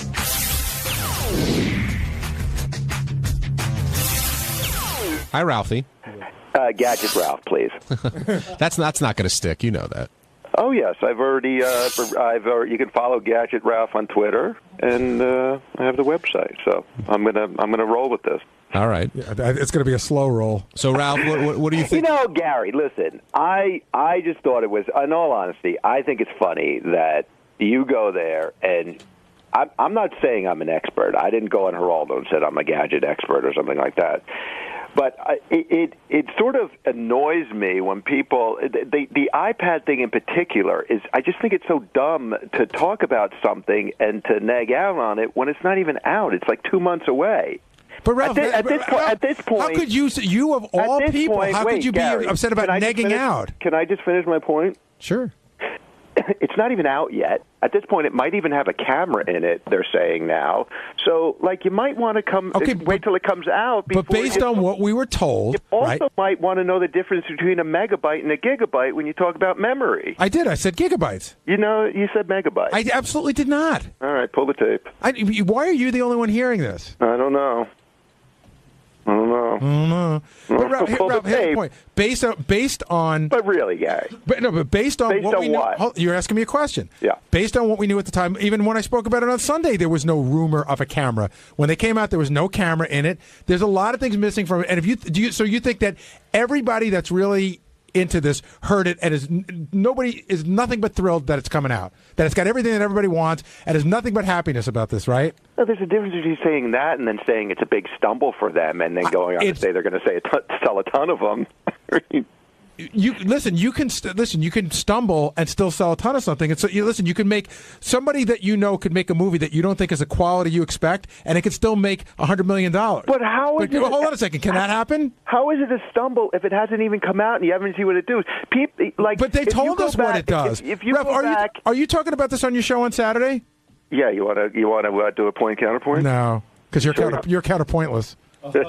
Hey-oh. But from what we're talking about, an item that everybody that has created a lot of excitement because the company's so big. So based on what we know, listen, it's like talking about a movie before it comes out. It's like talking about you're into so many different things, and you talk about everything before it's ready. That's part of what people do. Why are you so attached to the iPad? I'm not attached to it. You're like almost like upset. I just think it's fun. If I'm sitting there as a gadget expert, I would know a little bit more about what I'm talking about. What didn't I know? If I'm going to go on a show and talk about the iPad, what didn't I'm going to know something, and maybe even Ralph, have touched what didn't I know? I'm asking you. You haven't touched it. You don't know what the operating But nobody system has. is. You don't know what it can do because the programs aren't even out yet. What's going to happen with this thing? But Ralph, it's like when the iPhone came out, people were like, "Well, it doesn't do this and doesn't do that." Meanwhile, it's like the biggest thing in the world. Same thing with an iPod. So hold on a second, Ralph. When the iPod came out, people said, "Why am I going to want to carry on that on music?" Now, so here's the deal. I was asked to comment based on what I knew, and then when it comes out and they put one in my hand, I will try it out and comment again. But somebody called me on that day, and I am not the only person in the world that has commented on the iPad a day after it came out. Well, how do you feel about the Generation 2 iPad? You're following the lead of other stupid people who are saying there's something wrong with this thing that they haven't even seen yet. Well, then the reverse has to be true. Then you can't laud it either until you know exactly what's on it and actually touch it. That's right. I'm not lauding it. I'm saying, I love that word. I'm not even sure what it means, but I'm going to use it all the time now. If you're not lauding it, what are you doing, Ralph?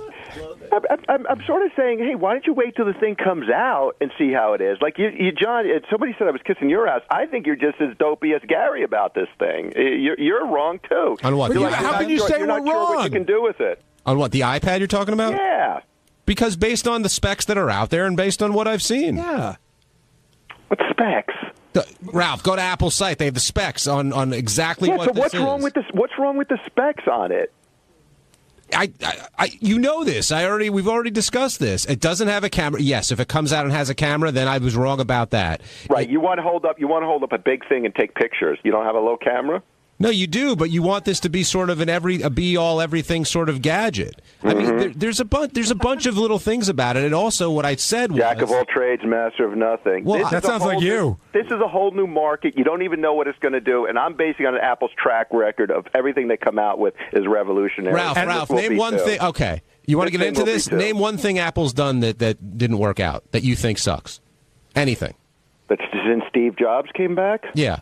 Nothing. Okay. So you're what I call an Apple. Nothing. They changed design with the iMac. People used to have everyday objects that were boring and ugly to look at. He changed the way you look at things, furniture, everything. They're revolutionary. They are absolutely revolutionary. They make beautiful stuff. They've got great software, okay? The Apple TV, not such a great product. They've had missteps, Ralph. They're not a perfect but company. That's not a flop, and that could be integrated into other things. I'm not defending everything Apple. What about that notebook laptop they put out, which weighed like a pound? Nobody bought it. Right. They're not perfect. They're a great company. I think they're fantastic. I think Jobs is brilliant. But don't pretend like everything they've done is so great. And if somebody has a contrary opinion, look, the only person who I know that's held an iPad was Stephen Colbert on the frickin' Grammys. Other than that, and the people who work there or at the announcement last week, that's it. So of course everyone's speculating. And look, I'd like nothing better than for you to be right about this and the iPad to be fantastic, but it's not. Apple stock is down since they announced this thing. You can't claim it's... I know it's great. I hope it keeps going. I should shut up because I hope it keeps going down so I can buy more. And then when it comes out, and then you're all wrong, and it goes up to like $300. But Ralph, actually, one of my points was that because I'm not saying that Apple sucks and everything they do sucks. I own a MacBook, I own a Mac computer, I own an iPod, I own an iTouch. I mean, everything. I'm saying that this company has put themselves in a position where expectations are so high for the quality of something that this didn't hit what everybody wanted. So far from what we know, from what they have told us, the information they have given us. And let's get back to something that Gary said before, Ralph, when you weren't on the phone. He thinks that, among other things, you're jealous. Do you agree with that? I'm not. I'm really not. And I don't... What was the other thing you were saying, Gary? You wonder if I respect your job or something like that? Yeah, I wonder if sometimes you think it's I could do that. No, and you have that set in your mind for years, like that I want your job or something. No. I didn't say you wanted my job. I'm saying you think that anybody could do my job. There's a big difference. Well, listen, I don't think you're the only one who can do your job, but I think you work hard. I don't think you don't deserve to be there or something. I don't look at you and go, oh, Gary's a fool, and why has he got a job? Or I don't really know what you're saying in that respect. Ralph, you've never spoken those words to me before. Oh. No, I think you do a great job. I mean, I know you're constantly on the phone with Howard. You're doing this. I know you work really hard at your job, or you wouldn't have that job. And I know it's demanding too. Well, sometimes I feel like you don't respect it. So now we got to. No, I respect your job. I don't respect you. Right. No, I'm kidding. By the way, I love you, Gary. I feel bad, but and I don't know if this gadget thing is something. I'm not trying to derail it. I mean, I don't know. Maybe you're trying to get something going. I just thought it was just something. I don't know. I just thought it was goofy. By the way, I got to tell a funny story about Ralph that I love. When he was talking to Jason before, and Jason used the word laud, and he goes, I don't know what that means, to laud something. We had such a great moment. We were working on the CBS TV show. We were working with a producer that nobody was getting along with. And it was just getting, there were like lots of arguments and fights and everything. And we're all in this big room. And Ralph just says to the guy, like, it's bullshit, this and that. And the guy goes, I don't know why you have to be so contentious. And Ralph goes, I don't even know what that means, and I don't like it. Hey, it's Sal Governale, and on Wednesday's show, I was victorious in Win Sal's Money. I didn't even know I had money to give away. But anyway, the guys were saying that I should get a little more book smart, be more aware of history, but what's history going to do for me? Fuck history. Enjoy.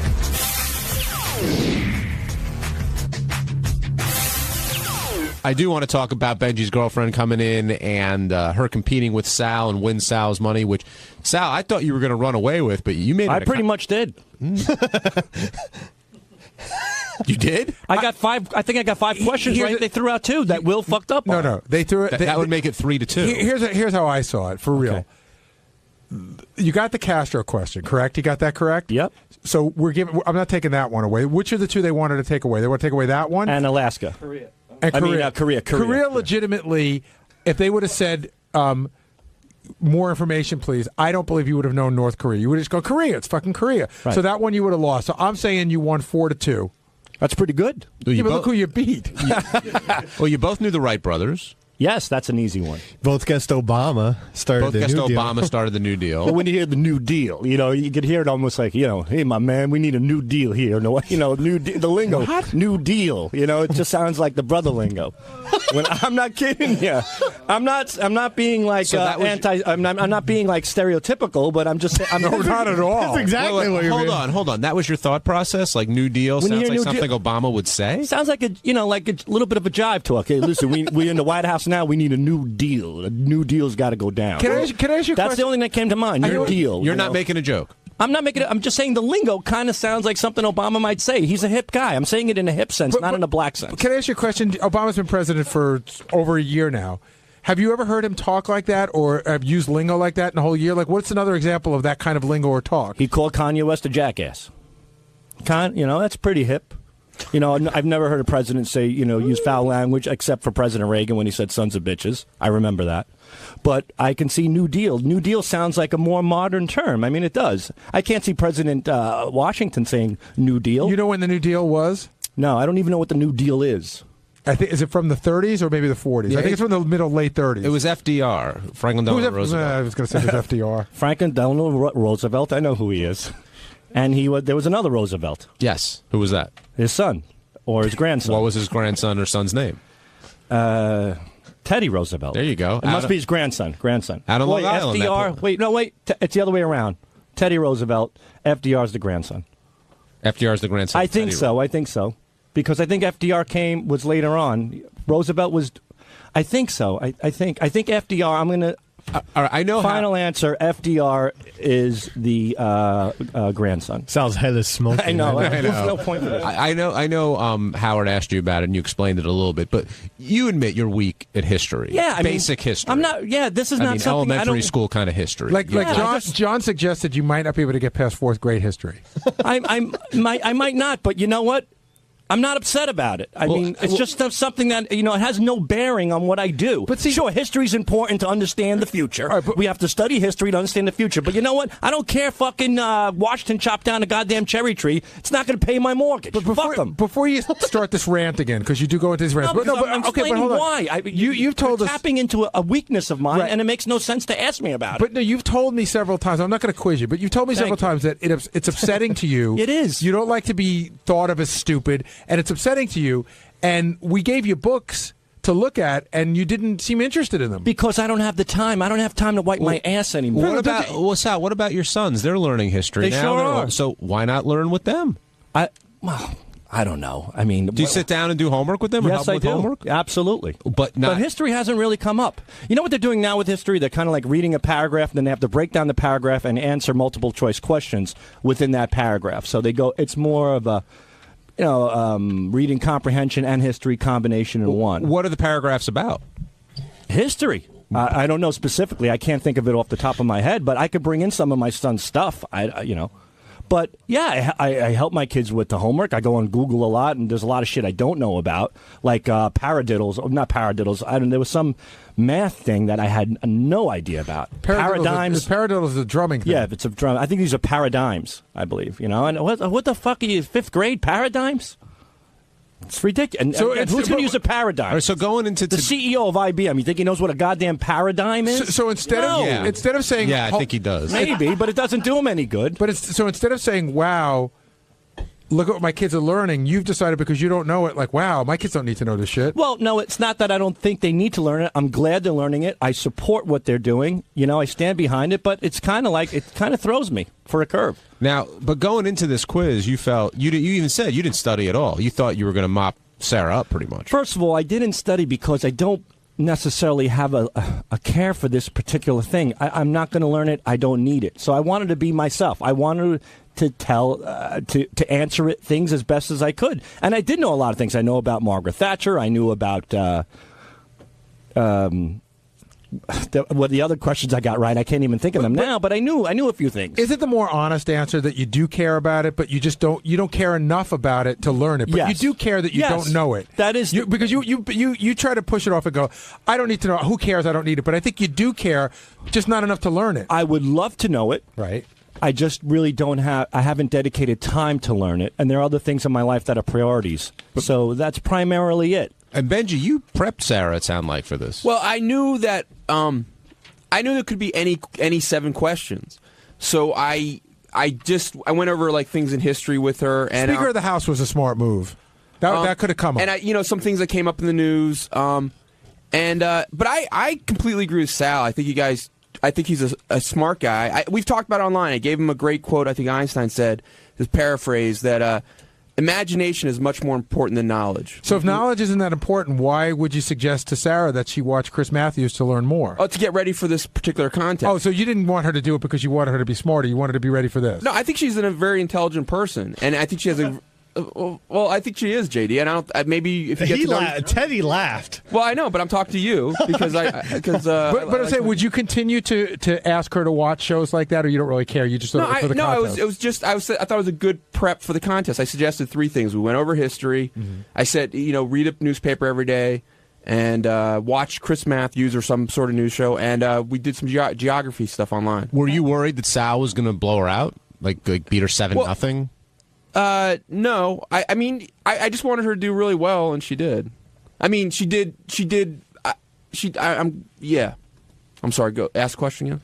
I said, were you worried that Sal was going to blow her out 7-0 and embarrass her? I didn't think he would blow her out, but I wanted her to do well. I really wanted her to win. And so, what do you think she did well, okay, or not so good? Well, I think she did well. That she came across great on the show. And she even told me, she was like, you know what, I just want to get 2 right. If I get 2 right, I'll feel really good about it. And so I think she had a fun time. So that, to me, is the most important part. Now, I thought during the whole segment, were very possessive of her and very protective of her. Yeah, I get like that, which sucks. I hate that. Looking back on that, I hate that I was doing that. Why? I mean, if you care about her... Because I do care about her, but I don't need to... It just comes across as really douchey. And I wish I, wouldn't have been like that. The weird thing I got out of today was up until Sarah came in today, in my mind I thought, like, okay, Benji's with her, but she's pretty cute and he's digging the sex and she and he likes her, but like there's no big deal. But I actually saw a deeper relationship that I thought Benji was pulling my leg about. Did you see it? Yes. And I also saw, I think I saw a little bit of jealousy on your part when it came to Sal and her being into Sal. Probably, but that's also kind of more fun. I mean, I know she thinks Sal's a great guy, and she thinks he's a fun guy and everything. But I was kind of having more fun with that. I think it's funny. Who in this room wants their wife to touch Sal's dick? The fact that it was even up for discussion or for debate is funny to me. Yeah, where'd that come from, Sal? She has an obsession with my penis.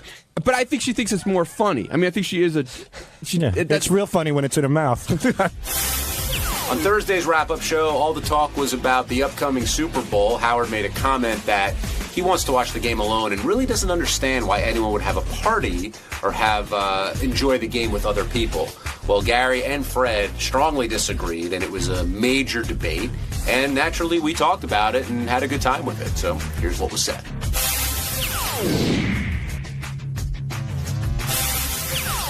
Gary, I've got to pick up where the show ended, which was the whole Super Bowl party conversation. And just to reset it for everyone, I guess Howard feels that Super Bowl parties are just not something he'd prefer to do. He'd rather just watch the game. That's okay. Not prefer to do it is okay. It's when he gets to, and whoever does it is an idiot, is where I think people start to get offended. And apparently you were offended, but Fred Norris was extremely offended. I haven't seen Fred like that in a long time. He whipped out. Whoa. There's a great thing about Fred. This happened. I wish I could remember what the circumstances. This happened once before, but he and Robin got into some sort of disagreement on the air. This was, I don't know, like 7 or 8 years ago. Fred doesn't go for a pistol. He doesn't go for a rifle. Fred picks up a fucking bazooka. That was a blitzkrieg. I mean, he hit Howard with everything. Fred goes 0 to 60 so fast. It's so awesome. And I know Ralph called in and backed up Howard to the surprise of not a lot of people, and I think Levy had Howard's side too. But is it Bob Levy? Yeah, he called. That's who that too. was. I didn't. I heard the other guy call. But is it because Howard isn't invited to these types of things? Hasn't hung at them before? No. Isn't a sports fan? Where does it come from? Howard didn't grow up in that environment. He had friends when he grew up, but maybe they weren't all sports friends. His father wasn't really into sports, and if he was, I don't know that his father, this all comes from how you grow up. Your father, your uncles, your brothers, you sit around the TV, you watch football. When you get to be a teenager, you do it with your friends. When you go to college, you do it all with your friends. And I just don't think he's had that in his life. So I can understand why he doesn't see the value of it for him. But I mean, turn on the fucking TV. Every advertisement on TV for the last month is about whether you need beer or chicken wings or food or Tostitos or anything for the Super Bowl party. I mean, it's not like everyone's nuts. JD, are you a Super Bowl party kind of guy? Because you're a loner at times. Yeah, you know what? I have been, but it's not like a big thing for me. The past few years I've had to be in bed during the Super Bowl, or I'm already at work. So it's I could see how it's. I know it's a big party day, though. There's only one thing that I would say about it. I went through this when the Jets were in the AFC Championship game. We talked about having a party that day, and I said, I don't want to have a party. I don't want to tend to people. I want to watch the game. So what I did is I had a bunch of guys over who were all Jet fans because that's a different environment than a party. Do you know what the difference is, John? Yes, I do. And John, let's tell everyone, John, how you watched the Super Bowl last year. Well, I'm sort of extreme when it comes to this, but I was in lockdown mode last year. My wife and my kids were the only people anywhere near me when it came to the Super Bowl because the Steelers were playing, and I wanted to watch the game, and I didn't want to entertain, and I didn't want to talk. I wanted to watch the game. But let me ask you a question. If you were living in Pittsburgh and your 4 best friends were Steelers fans, would you have had them over? Possibly. See, you don't have a bunch of any of the people who came over to watch the game with you are, if they're not hardcore Steeler fans, I understand why you wouldn't want them there. Yeah, but in general, when it comes to this, I do on Super Bowl Sunday, being a big football fan, I want to watch the game, and I don't like getting distracted with small talk and whatever else, and hearing someone, the Saints are the team in the brown jersey. Like, I don't have patience. Yeah, for those that. people aren't allowed in the room. Well, but you have a great situation because you have a room where it's all game, and then the rest of the house you could be whatever else. But Howard seemed almost to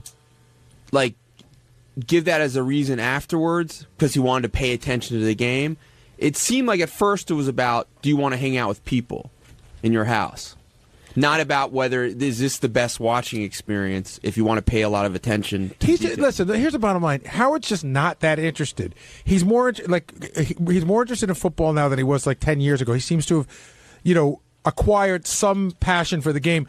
But it's not like if Howard missed the Super Bowl, I don't think it would be upsetting to him. He'd be like, I don't know, if his car broke down or something, he couldn't watch it. I'd be devastated if I missed it. I don't have a team in that's playing that I give a shit about. Well, the first thing that I sort of judge is, are you here to watch the commercials or are you here to watch the game? Oh. Because the commercials seem to be its own event right now. And yeah, it's nice. It's, I guess it helps pass the time. And the second question is, are you here for the halftime show or are you here to watch the game? I want to watch the football game and I want to be with people whose main focus is the game. And if it's towards the end and it's kind of close, you want to be able to pay attention. All right, so here's what happened at my house last year. It was the first year that I had the theater, the man cave, and the whole thing going. Had a house full of people, lots of kids, some of Lucas's friends, some of Jackson's friends, families we knew. There's the man cave and there's the theater. So the hardcore fans were in the theater, right? Watch the game. Yeah, we were watching the commercials. Springsteen at halftime, everybody piled in. And it was great. It was almost like watching a concert. He was great. It was the right person to watch that way. Then everybody left. Then it got to be around 9:30. And people who didn't give a shit about sports went home, including some spouses, meaning some of the wives went home with the younger kids and some of the guys stayed because it was a really close game last year. And I remember looking around, and it was a wonderful experience for me. Everybody that was left at the end of the game were hardcore fans. Yeah, the last 2 Super Bowls, too, have been extremely tight. Probably 2 of the best ever, which came down to the last minute in both cases. Right. So if it's a blowout kind of game, then I'm more like, all right, whatever. But if it's a close game, I want to watch it. We got a ton of calls on this. Let's talk to Barry in Pennsylvania. Barry, you're on the wrap-up show. Well, good morning. Thanks. I love your show. It's really terrific. Question for you, though. As a listener, you get to hear Howard's emotions maybe more than you do in the studio. How do you take it? Do the guys take it personally when he says he really doesn't want to be with you or go to your house? I think Fred takes it the most personally. I used to take it personally, and then I get that sometimes he's pushing a button. But he's managed to push Fred's button the hardest out of all of us. I know, but you take a lot of ribbing, and you're a hell of a guy for doing it. But the other thing too is like if Howard just says he doesn't want to hang around with me, I'm like, hey, I'd love to have you, but I got a whole bunch of other people that are more than grateful, happy to hang around. But, Gary, over the past few years, you've gotten a lot more closer to Howard socially, outside, that kind of thing. Whereas I don't know if he and Fred have that type of relationship. And I don't either. And that's sort of the interesting part that we've been together for 25 years and we don't even know who's got what relationship. Like if Fred goes over there to his house, I don't know. Once I remember Howard saying something about he went to Fred's apartment. And that was like a surprising thing for him to say. Like, I don't imagine Howard just going and Fred say, hey, let's hang out for the day. But do you agree with Gary that Fred takes it the most personally when Howard talks about not wanting to hang or be with anybody from the show? Yeah, he does seem to get upset about it. Like, whereas I think a lot of people just like, it's just another joke. And actually, the man of the hour just walked in. If anybody takes it personally, Fred, when Howard says he doesn't want to hang with you, he doesn't want to be with you socially, and Gary said you probably take it the most personally of anybody here. Quite honestly, I don't make make a liar out of Gary this morning. No, I don't. It just seems like it because I don't even know if it's about not wanting to hang around with you. I think Fred gets more upset when they paint him as like the lunatic. Like what did Robin say? Geez, let's have a show of hands in the room. Who wants to be painted as a lunatic? Nobody. No. I understand that, but I'm saying I'm just having fun back. I'm assuming that when it's being tossed at me that it's fun, and I figure, well, this is where we're going with this, so let's have fun and toss it back. You didn't hesitate today, Fred. You just went right after Howard, and well, again, everybody. If somebody's going to slap you, don't you slap them back? I don't know. Well, there's a slap, and then there's a haul back and punch. I never know what my strength is. I never know how strong I am. Oh, you My wife has always told me that sometimes I say things and I'll go, What did I say? She goes, did you have to say that?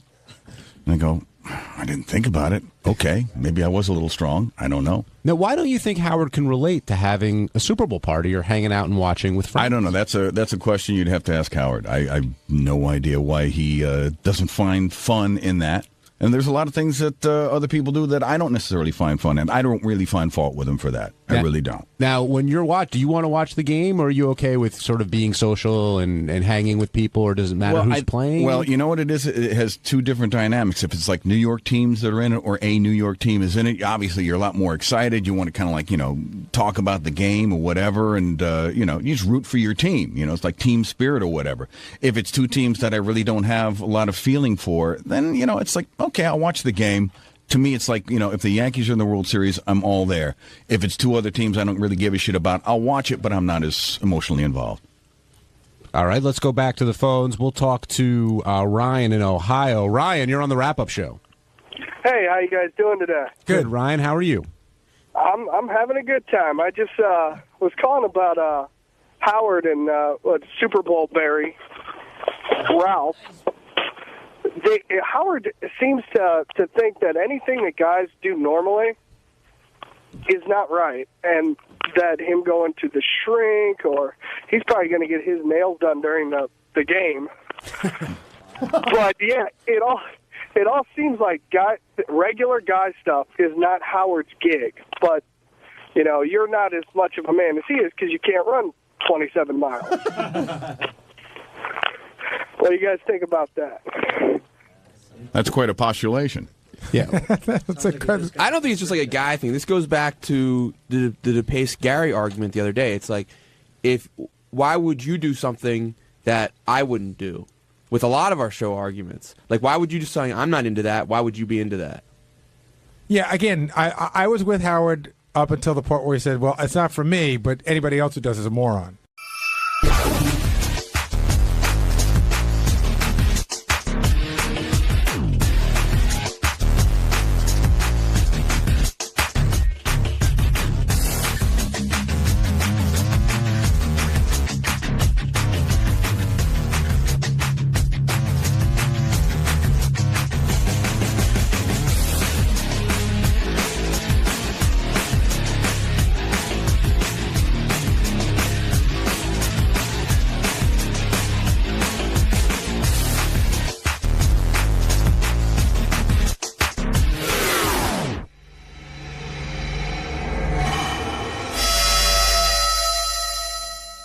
Did you come up through radio? I did. I'm a stand-up comedian primarily, All right. but I did do a lot of radio also. But you had a tough childhood. Your mom was sick your entire childhood, 3 bouts of cancer, and Yeah. you were molested as a kid? There was all sorts of rhubarb went on. Yeah, there was a lot of trauma and hullabaloo, but in the end I laughed my way out of it. Who molested you? A family member? No, good lord, no, they were a lovely bunch. No, Christmases were a bit tough, but it was never molestation would be a harsh way to describe it. No, but that's a very traumatic thing. You don't think that it's funny. I mean, but like I sort of think once you've got an option of how to respond to something like that, you could I sort of think, you might as well have a bit of a chuckle about it, otherwise it becomes relentless and No, I understand that, you. but when you described a neighbor or something? Yeah, about 7. Some neighbour got involved. What it was is he tried to sort of play it like it was a reward system for like having responded well to some information about arithmetic. He tried to pass it off like it was like This is what you commendable. get when you do a good job. Your neighbor would say to you, "Gee, you know, I have something special for you because you're a good little boy. Because you're doing well. You're doing well in school and this and that. And what I'm going to do, I'm going to give you a treat. I'm going to stick my hand up your ass." Not the entire hand, but certainly a digit. But nonetheless, that is no reward system. It didn't encourage me. I'm terrible at maths now. Let me reenact it. In other words, I don't want to reenact it, Howard. It was awful. It was bad enough the What's first 8 time. times 7? Ah! No, don't touch me! I'll do whatever you say. No, but that is traumatic. I mean, you were a young kid. Your parents couldn't protect you. You didn't go to them. And a neighbor, a much older neighbor, I would imagine. Was He was like an old man. If it had been one of my peers, that would have been a date. You can't call that abuse. That's just good, harmless fun. But you, and he would jerk you off, I guess, and suck the penis? No. These were never that elaborate because I think this man, in his heart of hearts, knew that I, as a 7-year-old boy, could not be a marital partner and that spousal duties were always limited to. So, like, what it would be is to go, "Oh, well done, you've done very well with that mathematical problem. And to commend you," and then his hand would go down the back of my shorts and like sort of cut my nuts, and then there would be occasional digital insertion. But that was only that was normally for algebra. Right. These are in tough situations. Yeah, when you're working through a problem. Right, very much. I can smile about it now, but at the time it was terrible. Do you think that you're kind of legendary from what I've read about you, that you've been with thousands of women? Thousands, literally. Are you just trying to prove something? Do you think that... I don't think so. I don't think it's sort of like because I'm no good at maths. But wait, Russell, is it because you think... Hey, you know, here a guy, in a way, I've talked to other guys who have been molested or something's happened to them with other men, and their whole lives they're trying to prove, in a sense, hey, I'm not gay, I love women, there's no way, you know, they almost think they brought it, you know what I mean? Maybe this is a reaction to it. No, I don't think so, because I don't think that it was defined by gender, I think it was generational. I think that the women thing is affirmation of a type of masculinity. I think, I think there's an element of that, but also just, like, it's difficult because I'm an analytical person, but I think some of the sex stuff is just biological imperative because it's such fun. Then there's the cultural, like, masculinity through sex, and then I've got addictive tendencies. But older people have always been into you. I mean, in other words, you lost your virginity to a 61-year-old woman, right? What? Hold on. Now, look. You're making me come across as some sort of charity for the elderly. No, wait. Come on. Were you sort of taken advantage of by adults? How old were you when you banged a 61-year-old woman? When I was about 19, there was a romantic liaison with a lady that was a little bit older, but that was 61. Well, Not a little bit older. She wasn't 61. I think she was probably in her 50s, and I certainly wouldn't class that as abuse. That was just when dates go wrong. I don't say abuse. I'm just saying that it's a weird. Did you lose your virginity to her or no? No. I'd already lost my virginity to some prostitutes in Hong Kong when I was 16. That's a weird thing too. That is unusual. Your mom had already died, I guess, right? And no. My mum lives still on. Alive. She thrives. And your dad took you to visit prostitutes in Thailand. Yeah, I mean, that's not how the holiday was sold. It was much more, let's get to know each other. But what we did get to know was the world of illicit Did you think sex. it was weird that your father was bringing you to a prostitute? I mean, he's married to your mother. Is he still? No, they split up when I was born. Oh, they split up. My parents split up when I was born. I had a sort of sporadic relationship with my father. So he said, look, let me get to know you. I'll take you to Thailand. Let's see your moves. He went with you and your brother. No, just me. There's just me. There's no other children. Okay. And you go to Thailand with your dad, who you kind of know, you haven't had a close relationship with, and he takes you to a brothel. He takes you to see hookers. Yeah. And you're fucking hookers with your dad in the room? That is an accurate portrayal of events. Wow. Yeah, that was unusual. You don't think that screwed your head up? Well, who's to say? I mean, it's difficult because I've got no frame of reference. You were able to perform with your father watching. I must say that sometimes it was tricky on accounts of, as I said, because fathers generally are quite well endowed. Yes. Not only that, there's a pigmental difference. They tend to have a darker coloured genital region. I've noticed the father I noticed this as a young boy. They're much browner in the genital department. It was off-putting, but the main thing was I was like 16 and there was naked women, so it was very alluring. Where do you go? You go to a house of prostitution in Thailand? No, it starts off, Howard, like you go into like a bar and there's just women dancing in swimsuits. And I was 16, so I was overwhelmed by bloody hell, there's women in swimsuits, there's women in swimsuits. Hot? Yeah, all right, mate. Like sort of beautiful Asian women. Yeah, they were lovely. Right, and then what happens is the women come over and start talking to you, and that was exciting. So I was 16, I'd just been normal school, I didn't have any birds before that. Then the women come back to the hotel every stage. I'm excited. And then it becomes actual sex. But I sort of initially did fall in love with a prostitute. I have to leave now before I fall in love with you, she said, about 4 o'clock in the morning. There was some difficulty getting an erection, probably because my dad was there. Wow. That may have been a contributory factor. Sex too. He had 2 of them, but then he was my dad. So you're in the room with your dad. Yes. And he's banging 2 prostitutes in front of you. And yeah, you're seeing beside me, right beside and me. you're seeing his penis and saw his genitals. But like that wasn't disturbing. Was that weird? What was tough, Howard, right, is like this to hear sex talk from, another person, any other person. Yeah. Not See, nice. I think you're making it a routine at this point, but this is your real life. It's still a Russell, routine. Wait a second. Stop all of this. This is a major thing. I don't know. Your dad is banging prostitutes in a room with you. Later on, you become a heroin addict. That did happen, yes. Yes, for 11 years you suffered. 4 years. 4 years of heroin addiction, but like other drugs, yeah, about 11 years, yeah. And it could have ruined your life. You could have died. You could have, you overcame it. I guess you're on the wagon, yes, right? 6 years. Congratulations. Cheers.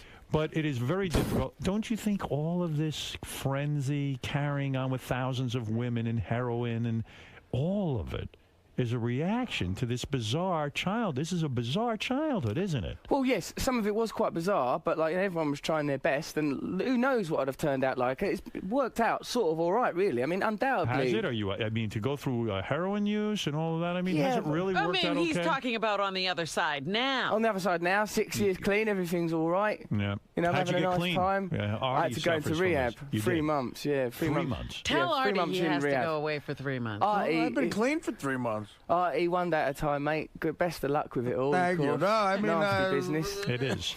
How do you get into heroin? I mean, that's a dangerous thing. That's a hardcore drug. With me, it was a very cliched descent into addiction. Started off like just smoking pot a lot and drinking a lot of booze, and then like that stopped doing the job. I wanted oblivion, just to obliterate all thought, just to blank it out, all awareness. And eventually, heroin is the one job that does that. It smashes you into a womb, a loss of thought, absolute nothingness, a brown, comfortable blanket of nothingness. Would you snort it or shoot it? No. In the UK, it's very fashionable to smoke it off of foil with crack, which is the way that I used it. I see. And you become horribly addicted to this. And do you have a career at that point? Were you on the radio? It was impeded. I was working at MTV at that time. Okay. And like that, but it was like hectic. That's how I had the money to afford my habit. It was like because I was doing sort of like TV presenting. Would MTV pay you a lot of money in England? Here they're infamously cheap in the United States, and I imagine in England it's a smaller It's market. not loads of money, mate. But before that, I was on welfare and signing on and stuff. Wow. So for me, it was a lot of money. A big deal, right? Yeah. So this is some background you have. I mean, it's quite incredible. And you've written a book about your life? Yeah, my Booky Wook, it is called. It's called Booky Wookie. My Booky Wook. Booky Wook. My Booky Wook. My Booky Wook. That's what it's called, Howard. Yeah, Russell Brand's book, My Booky Wook, hits stores today, and this is all about and does your it talk life. about all of this stuff? Yeah, absolutely. Otherwise, I'd be embarrassed to talk about it on here. You might keep that quiet. When you were saying that stuff, I thought it is in that book. So what can I tell you? Did you bang any of the women in Forgetting Sarah Marshall for real? They were No, very attractive girls. No. Like I was unable to, Howard, and it weren't for want to try. And let me tell you, I was 3 months on that island. It was very challenging. Attractive girls. In that Beautiful. movie. Mila Kunis, incredible. She, of course, goes out with Home Alone star Macaulay Culkin. So really? Yeah, well, there it is. That's who she's with? That's who she's having. He was hanging around on the He's set? a nice lad and everything, but he's the lad out of Home Alone. He's going out with Mila Kunis. She's a sexually active woman. I don't know. Let me ask you something. You said when you were addicted to heroin. Yes. I don't know if this is in your book or not. I don't know if this was all happening at the same time. You wanted to prove to yourself you weren't gay. I don't understand this. And you jerked a guy off? It wasn't like I wanted to prove that I wasn't gay. It's that I wanted to prove that the nature of sexuality, is it learned, your sexuality, or is it inherent? Are you born with your sexuality, or do you learn it because your environment? This was that important for you to find out? That's good heroin. Is that whatever occurred to you? It's good gear. I can hook you up. Blow the 3 months away. Go nuts. No wonder you wanted to drown out all the thoughts in your head. Right. So in other words... But I did a lot of things. It was for the telly, Howard. I was nuts. I'd do anything to get outside of it. Another episode, I had a bath with a homeless bloke. I thought, why is there such a problem as homelessness? It's because we think they're dirty. Let's get a homeless person to live in my house. I'll have a bath with him. He had all ulcerated legs.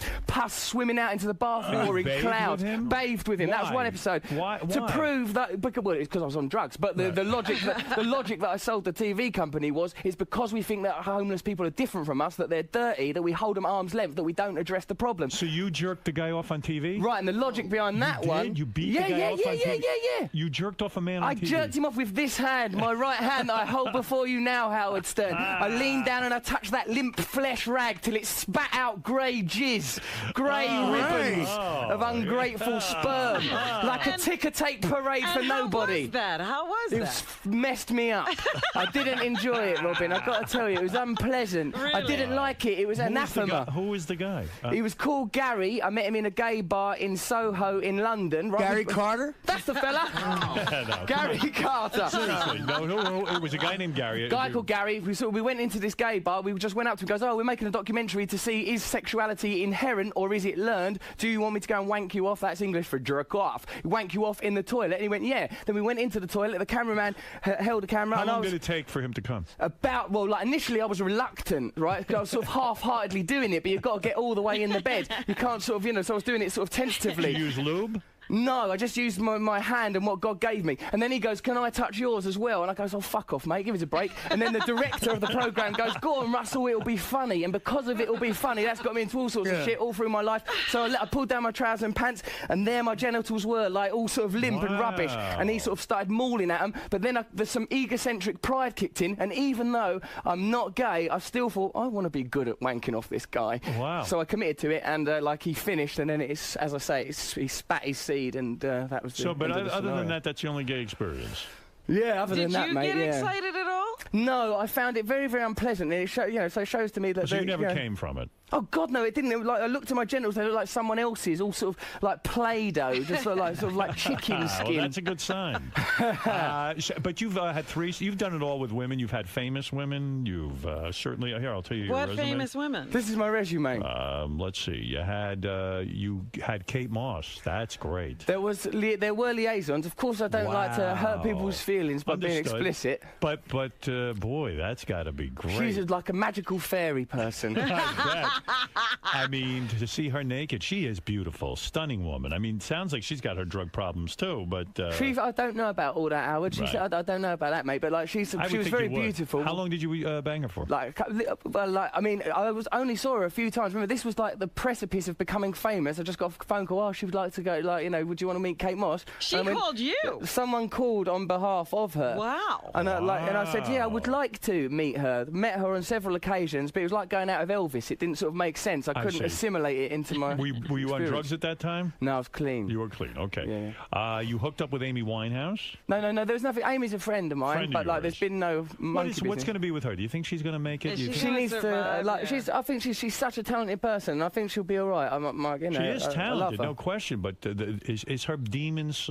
Are her demons so strong that she'll never survive it? I mean, it seems to me. I think it's difficult. Hopefully, she's got so much talent. I just hope that she, I hope she will be all right. But she seems horribly addicted. Are you in touch with her? Yeah, she's my mate. Yeah. Courtney Love too, another. She's again a friend. There's been no. Never banged her.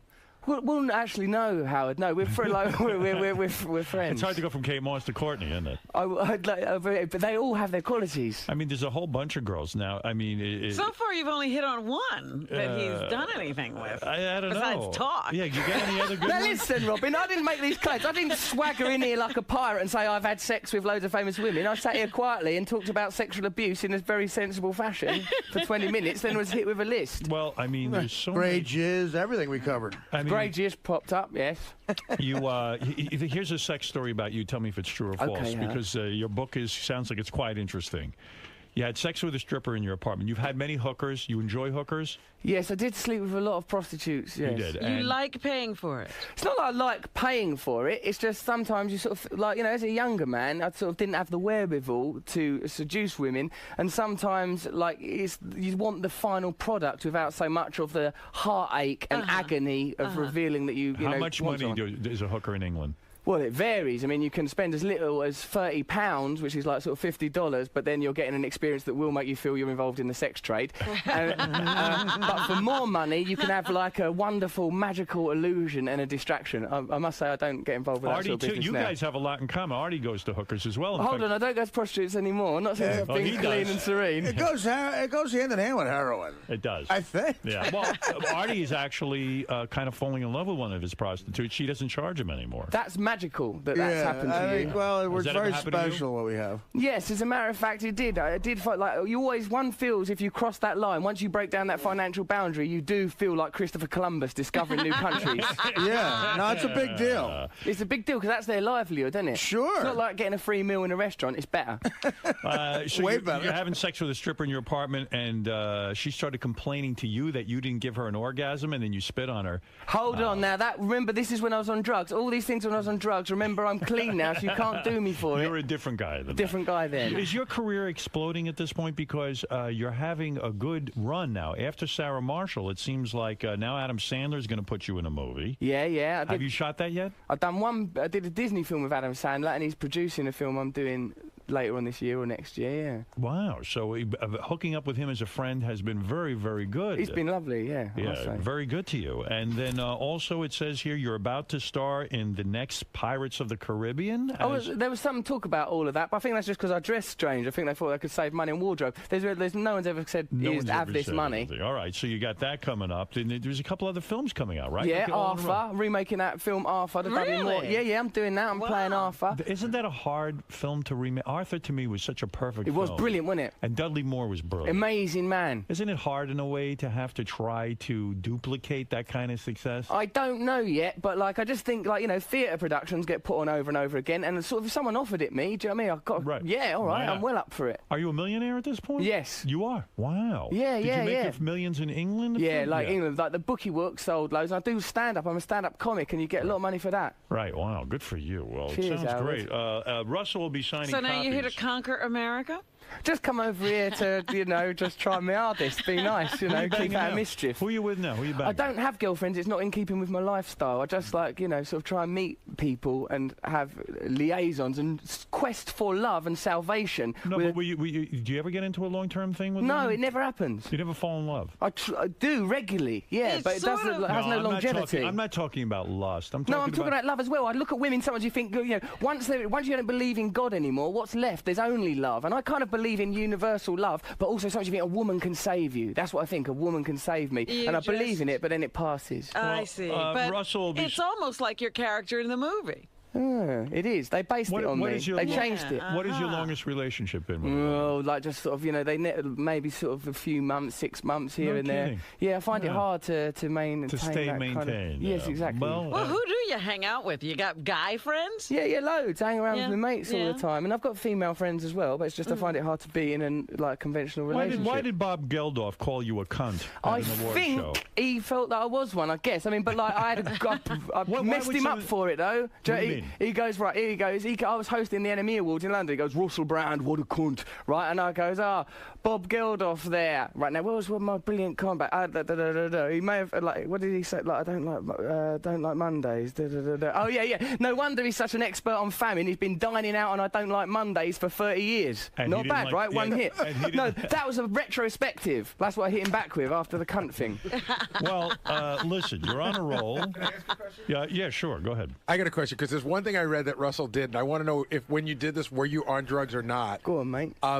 Did you, after 9/11, the next day, you came in just as Osama bin Laden? Yeah, I was on crack then, mate. Were you? Yeah, so don't carve me up for that. I was on crack, and also it's just because everything was going so mad. I just thought, sort of blew me away a little bit. You were working that at was MTV irresponsible. at the time. You were on crack, and it was the Yeah. day after 9/11. Yeah, it was. And yeah. so you dressed up as Osama bin Laden. Yeah, that And- was very, very. I didn't mean no disrespect to anyone, but I was on crack, and it was just like everything was going a bit hectic. And I took my drug dealer to work that day as well, and he was there in the building with me. It was a lot of madness. Did you get fired for that? Yeah, Oh, you I did. You They lost sacked your me. job at, so I paid the price. You've already paid for that. in a one. way, they encouraged you to be outrageous, Yeah. and then you were outrageous. outrageous and they fired you. Go on, go crazy. Not that crazy. Get out. Right. Yeah. That's the problem I have. That's the game. That's not fair to someone who you encourage to be wild. Yeah, they mislead you. They laugh at you, and then once some glass gets broken, where are they? Well, do you think you know the boundaries now? Do you think you know how to play within a certain, or you're likely to do this again? I want to be successful because I've got ambitions and all that sort of stuff, but I don't want to compromise so that there's no point in doing it anymore. So I'm not myself no more. It's a tightrope act, isn't it? But I don't know. I mean, like all my life, there's been aggro. So if there's problems in my career, it's just the same as when I was a kid. So I can take it. Well, I'll tell you, Russell, I wish you luck with the new book. It's called My Booky Wook. What does that mean, Booky Wook? That's a British expression? It comes from, like, the Clockwork Orange, that Anthony Burgess novel, and, they say eggy wegs and gutty woots and say stuff, because I like it, because it's got all, as you've said, it's got all those harrowing things in it, all that sort of stuff from childhood, and then it's called My Booky Wook, so it sort of undermines the pathos. But it's mostly a funny book. I just wanted it to be funny. And the book was a big hit in England. Yeah, it sold like 1 million of them. Like, it was #1 for ages. Oh, it did really well. Is it frustrating to you to be a big star in England and then not be known that well here? Yeah, it is a bit, mate, because, like, people in England go, oh, do you like it not being famous? I fucking hate it. Do you know what I mean? Because, like, I've got used to being famous, and then the kickbacks. Then you come here and no one knows. No one gives a monkeys. So you have to sort of. It makes you realise though that fame is subjective and meaningless. I can relate to that. Early in my career, Robin and I were very successful in Washington D.C. In Washington, we had an 8 rating, which is huge in the morning, and I was like this big star. And then I'd come to New York to visit my family, and no one knew who I was. Yeah, it was like you didn't even exist. And I said, gee, that sucks. I mean, I got to get to New York so people will see that I'm somebody. It really was very frustrating to me. Right. Do you find a difference between American women and British women? Not in an essential way. I think ultimately we're all the same. $10. It's a $10 difference. $10 difference. No paying for it, Artie. Yeah, no. I'm done with that. It's exploitative. I agree with you. I'm done with that like you. We must heal ourselves, you and I. After the MTV Awards, did you get any... death threats. Did you get... No, you got death threats. Death threats. Why? What did you say? That I said some stuff about George W. Bush, and people death threatened me. But I think if you're going to threaten to kill someone, that's just give me a warning. I think what it is that Americans can make fun of George W. Bush, but they don't like when a guy from England comes over. I appreciate that now. Yeah, I made a mistake. You don't care. Is it hard for you to relate to Americans? I mean, you're keyed into the whole British thing. Is it hard to come over here and translate? I don't think so, because I think things that are really funny are universal. Of course, there's different cultural references, but no, it isn't. It works out fine. And no one has problems understanding you. Nah. Because I go into an archaic Victorian, oh, hello, darling, nice to see you, sort of going to Dickensian language. People like it. How long is your show? An hour? Hour and a half. Hour and a half. You get up there, you talk, you got the microphone, and you let it go. Tell some stories that's prepared, and then improvise as well, and see how it goes. Very good. And you like this stand-up thing? I live for it. It's my life. You love it. Because you hear so many stand-up comedians go, "Oh, it's torture. I hate it. I got to get me off the road. I want to be something else. I want to be a." You like it. Because you've got an audience there. There's no censorship. You can do whatever you want to do. You're free in a room with people. You can see their eyes. They can touch you. After the show, you can seduce them. It's magical. Who was your inspiration growing up in Pryor, Bill, like this is when I was older, but the comedians are my Richard Pryor, Lenny Bruce, Bill Hicks. When I was a kid, though, it's like more English comedy, 40 Towers, things like that. I see. And how old were you when you got up on a stage for the first time? 15. I'd done a school play at my normal school that I went to, Bugsy Malone. I was fat when I was a little kid, and I played like Fat Sam in Bugsy Malone. And when do you say I'm going to go try stand-up comedy? That's a ballsy move. After that, I got a grant to go to a drama school. I got thrown out of that drama school because I was a drug addict and I was crazy. And then I started doing stand-up because you're not dependent on anyone else. You can do it on your own. And you tried it. At first, was it difficult? Really hard, and I was bad at it because I was on drugs. So I did crazy things. Used to talk about very controversial things and got into fights. Got arrested once. Got hospitalised in Edinburgh. Gashed up all my leg. Had to have my leg stitched up. It was trouble. Wow. And you're not banging anyone here in America right now? Well, yeah, huh? I am. Actually, as a matter of fact, some really beautiful people. And you went to rehab not only for drugs, but for sex addiction. That's a different world. Well, why sex addiction? Are you addicted to sex? Do you think there's a problem there? I think any behaviour that you can't control and that starts to have a detrimental effect on your life could be classed as addiction, whether it's to do with food or sex or anything. Absolutely. How was sex? Wait a minute. How was sex such a out-of-control thing? What were you doing? Well, what it was is my management, who look after me and look after me very well, they'd seen that the drug thing had worked out. Then they noticed I was having sex a lot of the time and I was always on about it or doing it or talking about it, and they thought it was getting silly. So they said, look, you go away for a month to this place. But I got there, and all it is with me is like I meet lots of girls, and I love it, and I'm passionate about it. But the people there had problems that were much more stark, and like some problems were illegal. So when I got there, I was a bit scared by it, but I had to stay because they wouldn't let me leave. Well, I'll tell you something. You know, I think with you, I don't know you real well, but just hearing you today, I would say, look, you probably had a sex addiction, not for the sex, but you're a people addict. You need to have somebody in your company all the time. Oh, yeah. And you need people with you. And not necessarily it's about the sex. It needs you, they actually make you feel good. They make you feel validated, right? Close, Something like that? Yeah, maybe it it's sounds to do like with that. Yeah. All right, listen, what the hell do I know? That's too heavy. Don't end the interview on that. End on a high note. A high note? Well, something jolly. All we've done is... Because otherwise I'm going to think about, there's been too much therapy. Ken, you're on the air. Determine what the problem is. We haven't found a solution. There's been no solution. Do they have a lot of...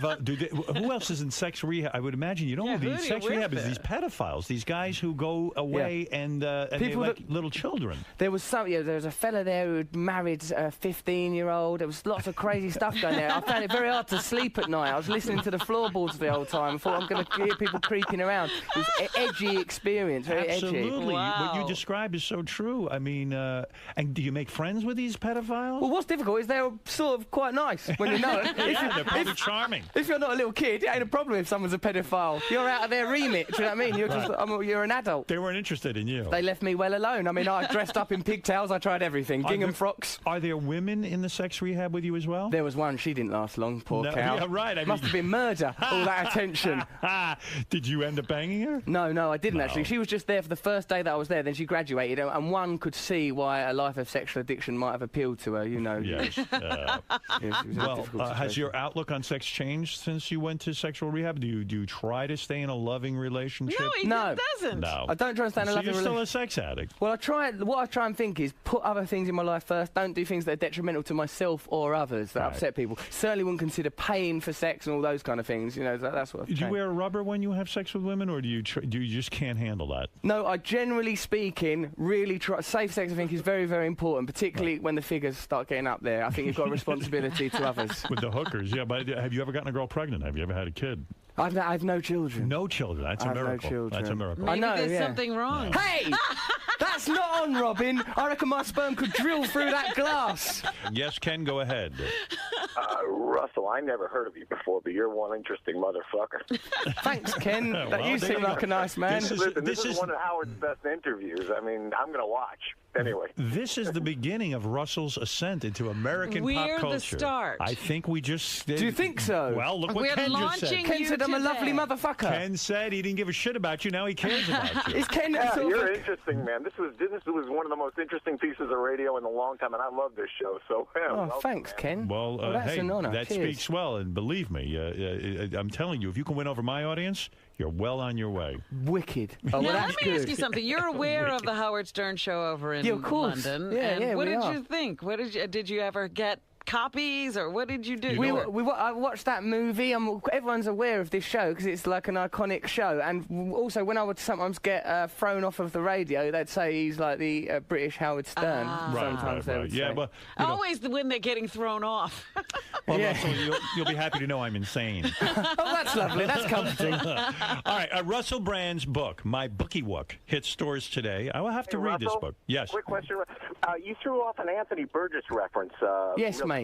Clockwork Orange. That was a great reference, man, and that should be expanded maybe at a future interview again. All right, we'll talk about literature if I ever come back. How tall are you, Russell? I'm 6'2", Howard. 6'2". Robin, I think, is quite taken with you. Are you?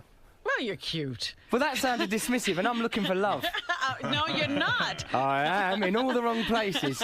You would do Robin, would you? Have you ever had a black Robin's woman? Good. Yeah, loads. There are loads of black women. Because I live in London, and because I like flesh also. Yes. Voluptuous people, curvy people, people that are vivacious and brimming with life. What do you think, Rob? Did you guys hook up or what? What do you think? Look, don't try to match me up here on the show. You know, like in Midnight Express when she pushes her boobs against that glass. Will you do that, Robin? Go on. Oh, she does that for all the guests.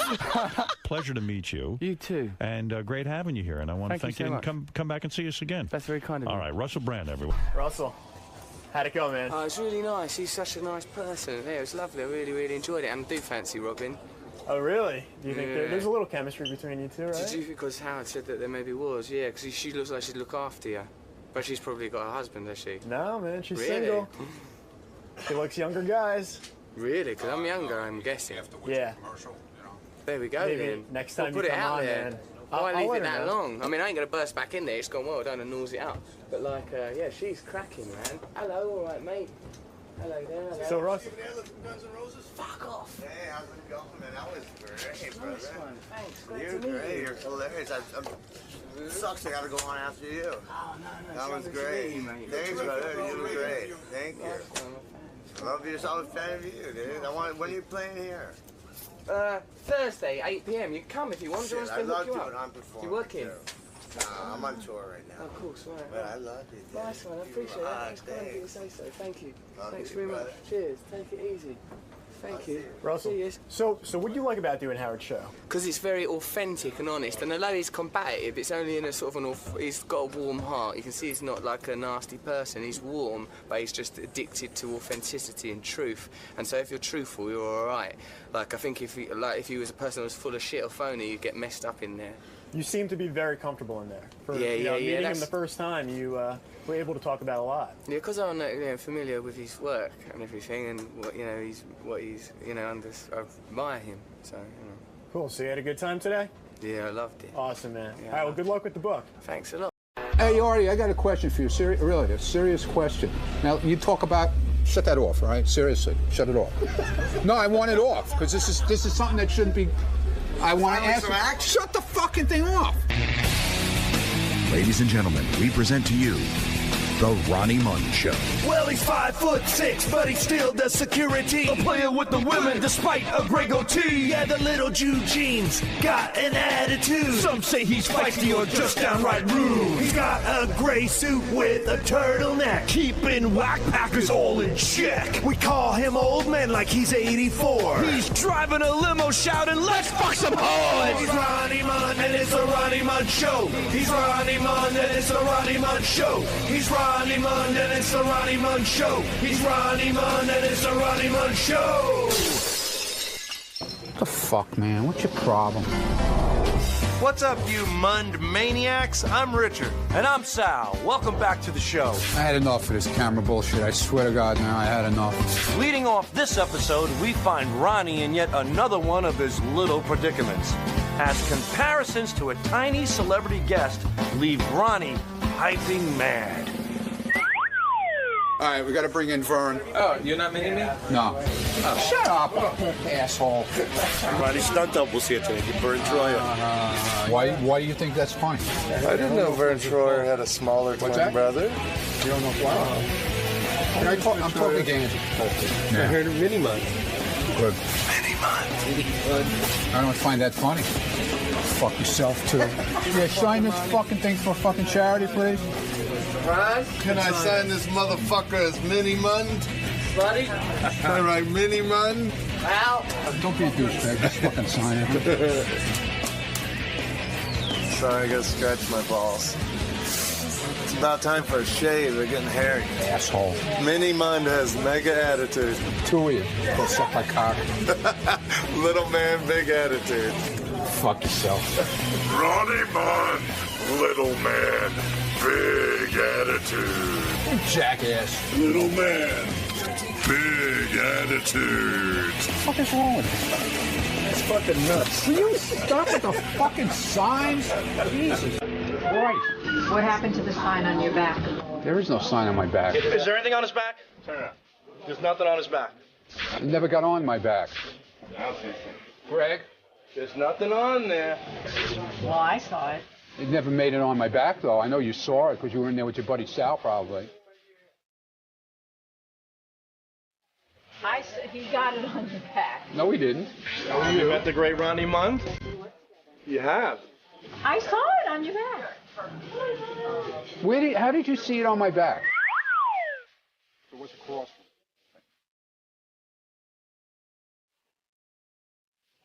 No, he tried to put it on my back. Scott, I saw what you dropped on the floor. What I dropped? Mini Mund. Get the hell out of here. Get the fuck out of here. Okay, watch the tape. Are we here at the great Ronnie Mund? Are we here at the great Ronnie Mund? Oh, Mini Mund, when will you learn to accept your little body? That'll happen as soon as he ditches those 3-inch lifts on his shoes. Look at the lifts on the heels in the back of that. That's the way the shoes are made. Come on, dude. Fuck you, cocksucker. That guy's got the footwear collection of a teenage girl. And the phone habits of one. Ronnie is always on the horn. What's wrong with making a phone call? I can't make a phone call now? Check out yet another one of Ronnie's important phone calls while on the job. I'm not saying anything terrible. I can talk on the phone. And since we're not sure what the other party is saying, let us fill you in on the details.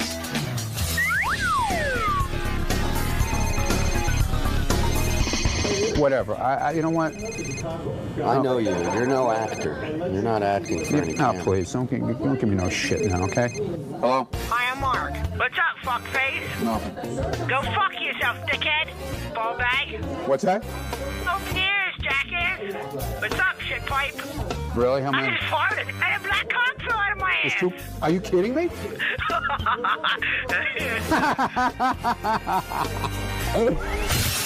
And now, let's take a look at a segment we like to call As the Mund Turns.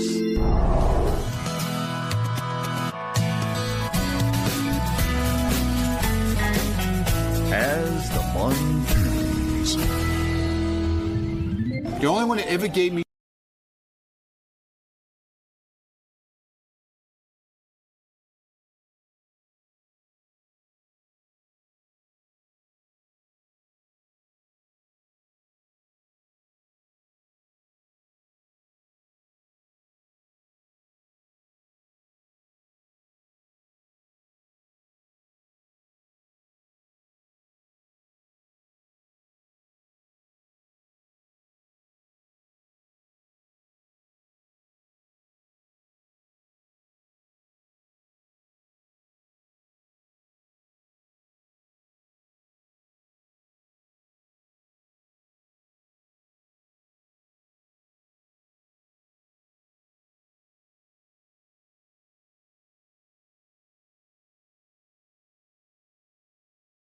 Eye to Four Eye with Howard's Mushmouth media producer. What's the matter? You can't fucking talk to me? Oh no, I thought that was your bit. You can't talk to me. No, you asked Greg if I made a face. He asked me if I made a face. Yeah, I made a face at you. You're an asshole. And as we begin this two-part saga, it's obvious that Ronnie and JD's relationship is mired in miscommunication. Yeah, okay, Mr. fucking bullshit fucking personality over here. What? Go away. JD, get the fuck out of here, all right? Seriously. You're a moron. That's all. You're a fucking moron. And it's plain English.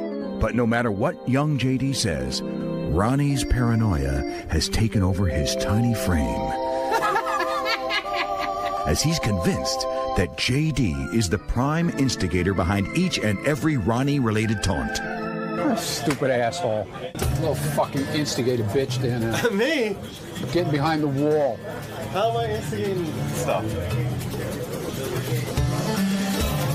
Go away. Just go away. If I had the skills of you, JD, I'd be a fucking star right now. But I don't have the skills of you. I'm just a fucking asshole sitting in Scott's fucking room, okay? I'm just trying to have a creative conversation. I'm not as fucking great as you. Because you yelled at me earlier. I don't have the skills and ability that JD Allmeyer has. Now, fucking whore. Perhaps it's their difference in educational background, preventing them from reaching common ground. Think I'm stupid? This is a college graduate. I actually didn't graduate college. I got an associate's degree from a sort of technical school. You didn't go to college? Where'd you go to college? I didn't go to college. I never said I did. Okay, you just got everything we just said. I went to community college for 1 year, okay? Are you happy with that? Are you happy? I went to community college for a week. Fucking ass.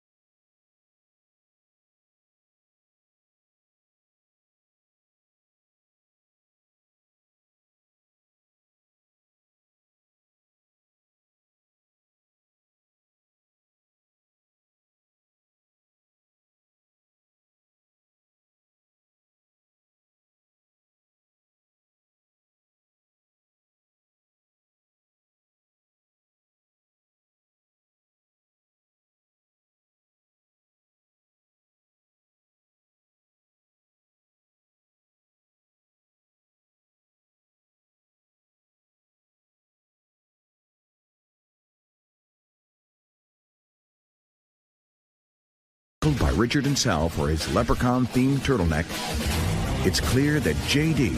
is the only one who truly makes him see red.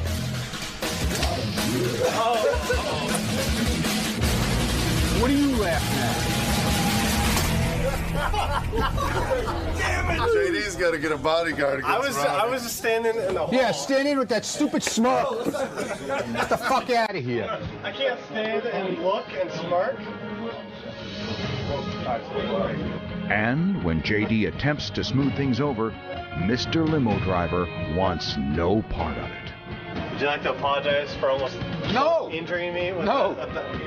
Absolutely not. Either way, it's abundantly clear that this quarrel isn't ending anytime soon. You see how it is trying to, just have a conversation with Ronnie? I don't want to have a conversation with you. So, as J.D. leaves dejected, we can't help but wonder, will Ronnie ever be at peace with young J.D.? You're not okay, and I'm not okay with you. Will he catch J.D. in the act of instigation?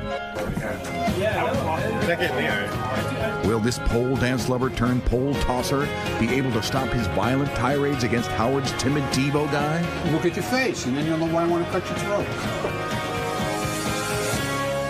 Find out next time on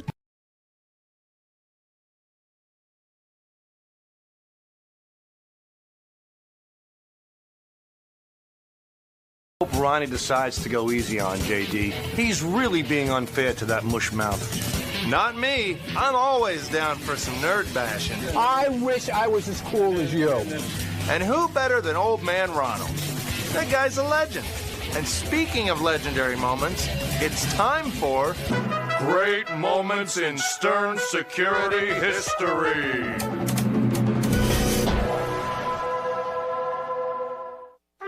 On a Tuesday morning in mid-June, Howard Stern and Artie Lang's appetites were growing more ravenous by the minute. Meanwhile, outside of the studio, there was only one man capable of satisfying the king of all media and his portly sidekick's hunger, Ronnie Mund. With his ability to transfer and separate sandwiches into two separate bags, Mund displayed a calm and cool demeanor that only an undersized security guard in a pinstripe suit could. And as he began his triumphant march toward the studio door, the loudmouth limo driver knew a seemingly impossible task lay ahead of him. Maneuvering his way into the crowded room full of bright lights and co-workers alike, Ronnie shut out all obstacles and put his fancy footwork to use, persevering until the two low-fat grilled chicken sandwiches had reached their destination. And while Ronnie may have slipped past his distracted co-workers unnoticed, we say thank you, Ronald. Your commitment to bringing healthy sustenance to funny radio personalities is unparalleled. Stand tall, stand proud, Mr. Mund.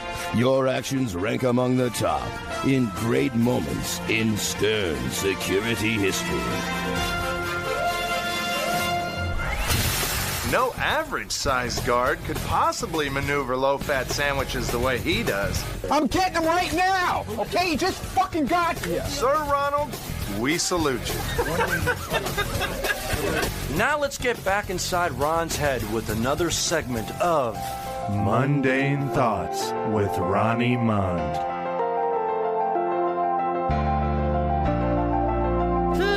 I wonder if I should sing karaoke this year at my block party. Sing karaoke? Are you out of your mind? Do you remember the Hopey Copey?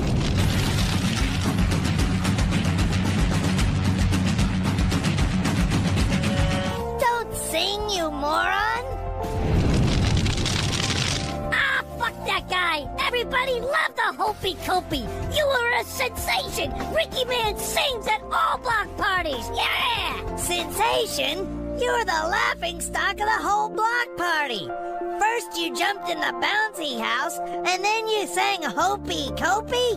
Don't be a moron! What are you talking about, the bouncy house? Ronnie, you were small enough to play in there with all the other little kids! You were a smash! Fuck this guy. I'm begging you, for once, act your age.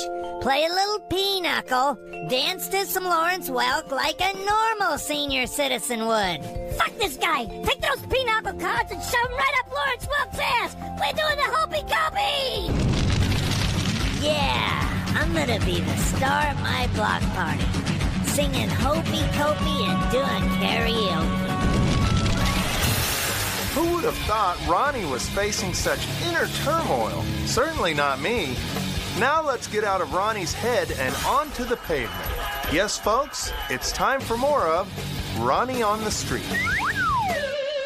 It's Ronnie on the street, Ronnie on the street, Ronnie on the street, Ronnie on the street. He's so cute and just over 5 feet. So come and join Ronnie on the street, yeah! Hey, it's Richard and Sal, and we're back with another edition of Ronnie on the Street. And today we're going to ask people, what nationality do they think this little whippersnapper is? Hi, how are you, ma'am? Very well, thank you. So you see this little guy right here? What nationality do you think he is?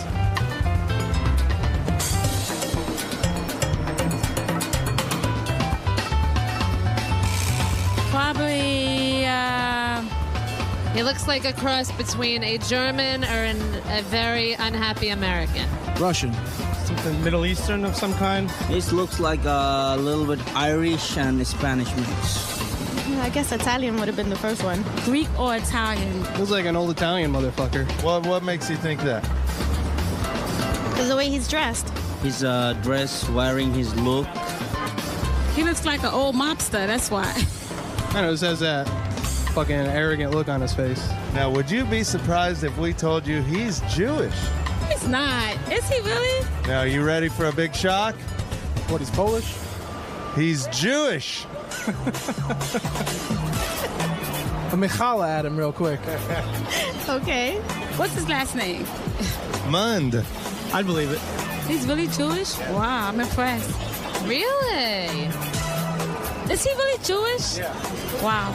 All right. Do you think he looks Jewish? Not really.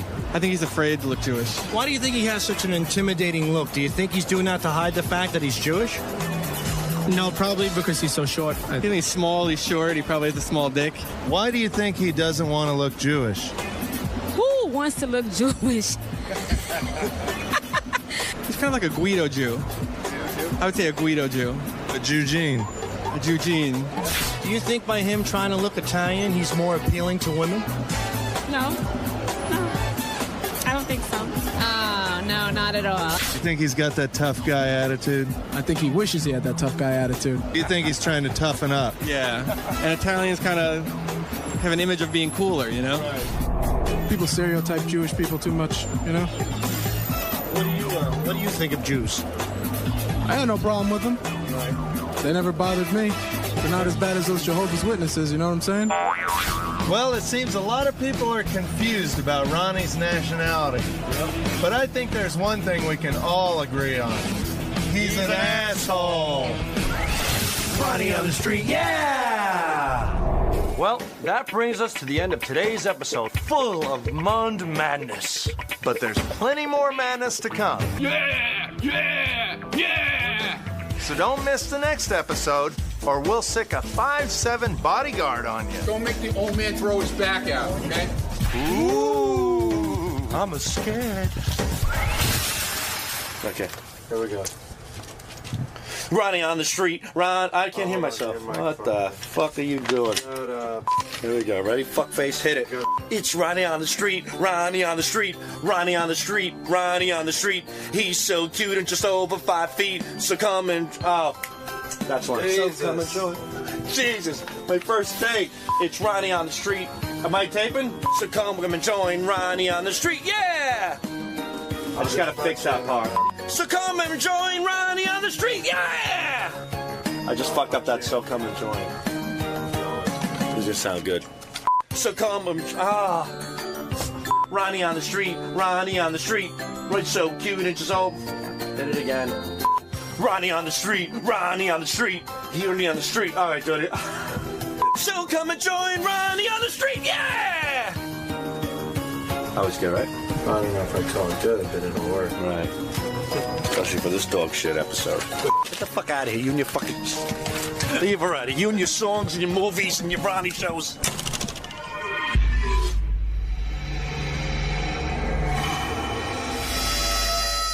Get the fuck out of here. This is the best of the wrap-up show. A recap and behind-the-scenes look with John High and Gary Dell'Abate. The best of the wrap-up show begins now. Hey, it's Gary Dell'Abate, Baba Booey. On Monday's wrap-up show, Sal came in and talked about how he's attracted to Tan Mom, which we thought was odd. He also talked about how Cats in the Cradle makes him cry. Then he cried. And then Benji talked about tasting his own semen, and Ronnie talked about it a little bit too. Very strange day on the wrap-up show. Here's how it went.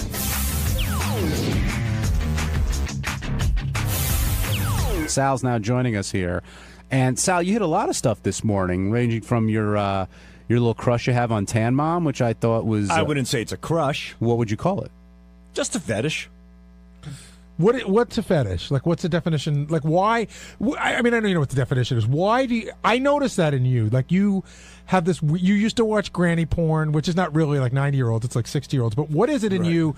Did something weird happen in your life that sent you down this path? I don't know. You know, when I was young, there was one person when I was younger, this woman, she would, like, tackle me down and, like, try to get down my pants. And... Well, okay, slow down. How old were you when this would happen? About 9. And how old was she? 30. Now, why was she trying to put her hands... 27, why was a 30-year-old woman trying to put her hands down a 9-year-old's pants? She just thought it was funny. She thought it would be fun. Like, let me see your wee-wee, and she would tackle me down, and she would do that. But as a child, I would get very upset. I would cry. And then I saw this lady, like, 15 years later, actually probably 20 years later at an event. And I went up to her and I said, hey, do you remember when you used to do that to me? And, you know, she got a little, like, red in the face. And I go, would you be willing to do that now? And she thought I was crazy. But I kind of like that I turned the tables on her and I put her in an odd predicament. Because if she said yes, nothing would have happened. No, I think something would have. I would have followed you. Because now, even though... Experiment over. The odd thing is that even though I was upset as a child, I now find it hot that she, you know what I mean, that she was going after my penis, which is kind of crazy. But I think you find it, I think adult Sal finds it hot that she would do it to adult Sal. You don't think it's weird that she did that to a little kid and it might have fucked you up a little bit? Yeah, that I think so. But it's technically, if that happened to me, I think I should be turned off by older women, but I'm not. I'm turned on by them. So when I see like Tan Mom, like, she's not necessarily attractive, but like neither is Mick Jagger, but there's something about them that women find attractive. You know, it's their essence, their charisma. She has, I'm turned on by wacky charisma, I guess, for lack of a better term. You know, her mouth's all crooked, she seems drunk or inebriated some of the times.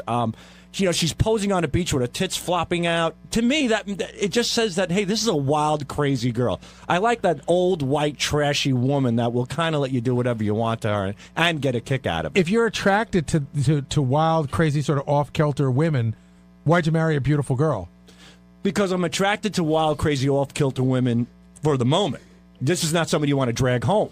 Like, you know, like look at porn stars. I mean, they're willing to stick wiffle ball bats up their ass. You don't want to walk down the aisle with them. Everything has their moment. So these you don't take the circus home with you. You go, you pay the ticket, and you get entertained. So the crazy women are more your fantasy. Fantasy, absolutely. So Tan Mom being loose on the beach, a vagina half hanging out, a tits out. It's like, wow, this you can have a lot of fun with this crazy broad, you know? Let's talk about the Long Island psychic. Is it psychic or medium? I want to make sure I get it right. It's the Long Island medium. Teresa Caputo. Medium. The okay. LIM.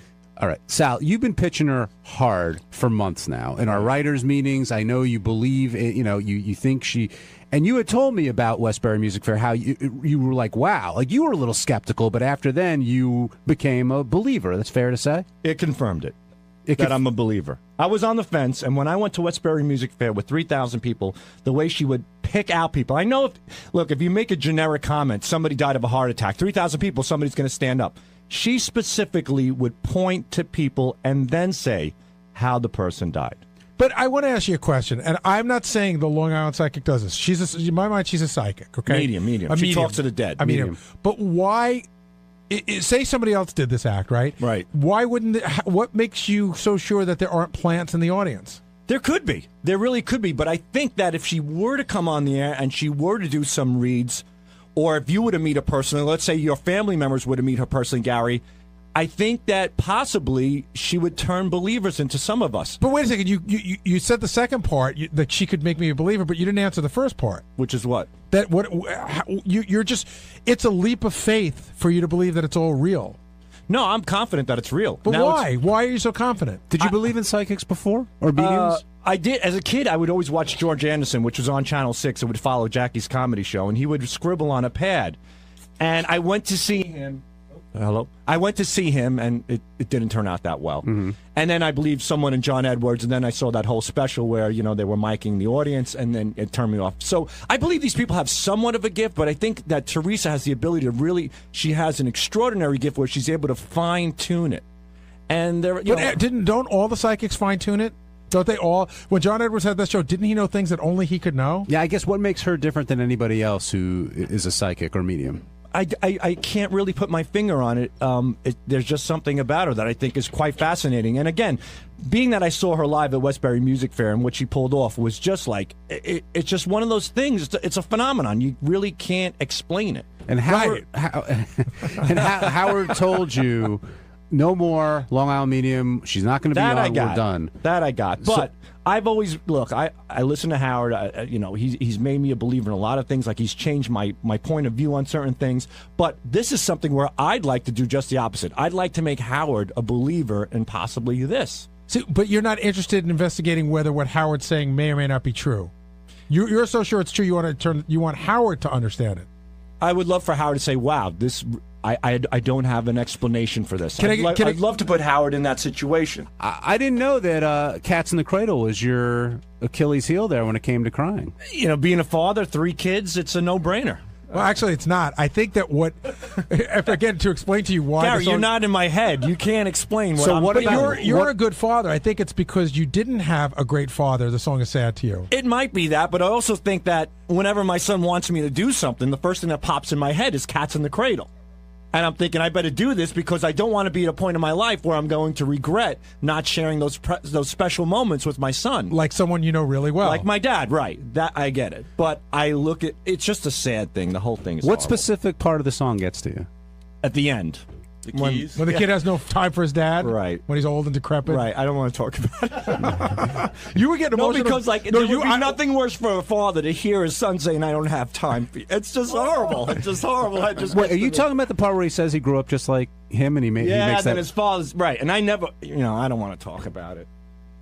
It's just, there are some people you don't want to be like. Hey, Sal, why don't you seriously, and obviously it gets too emotional, but why don't you sing the last few lines? I'm not trying to make a dickhead. I don't get to the point. Why don't you go through it? I couldn't sing it. Yes, it'll be fasting on the air, but why don't you go through it right now?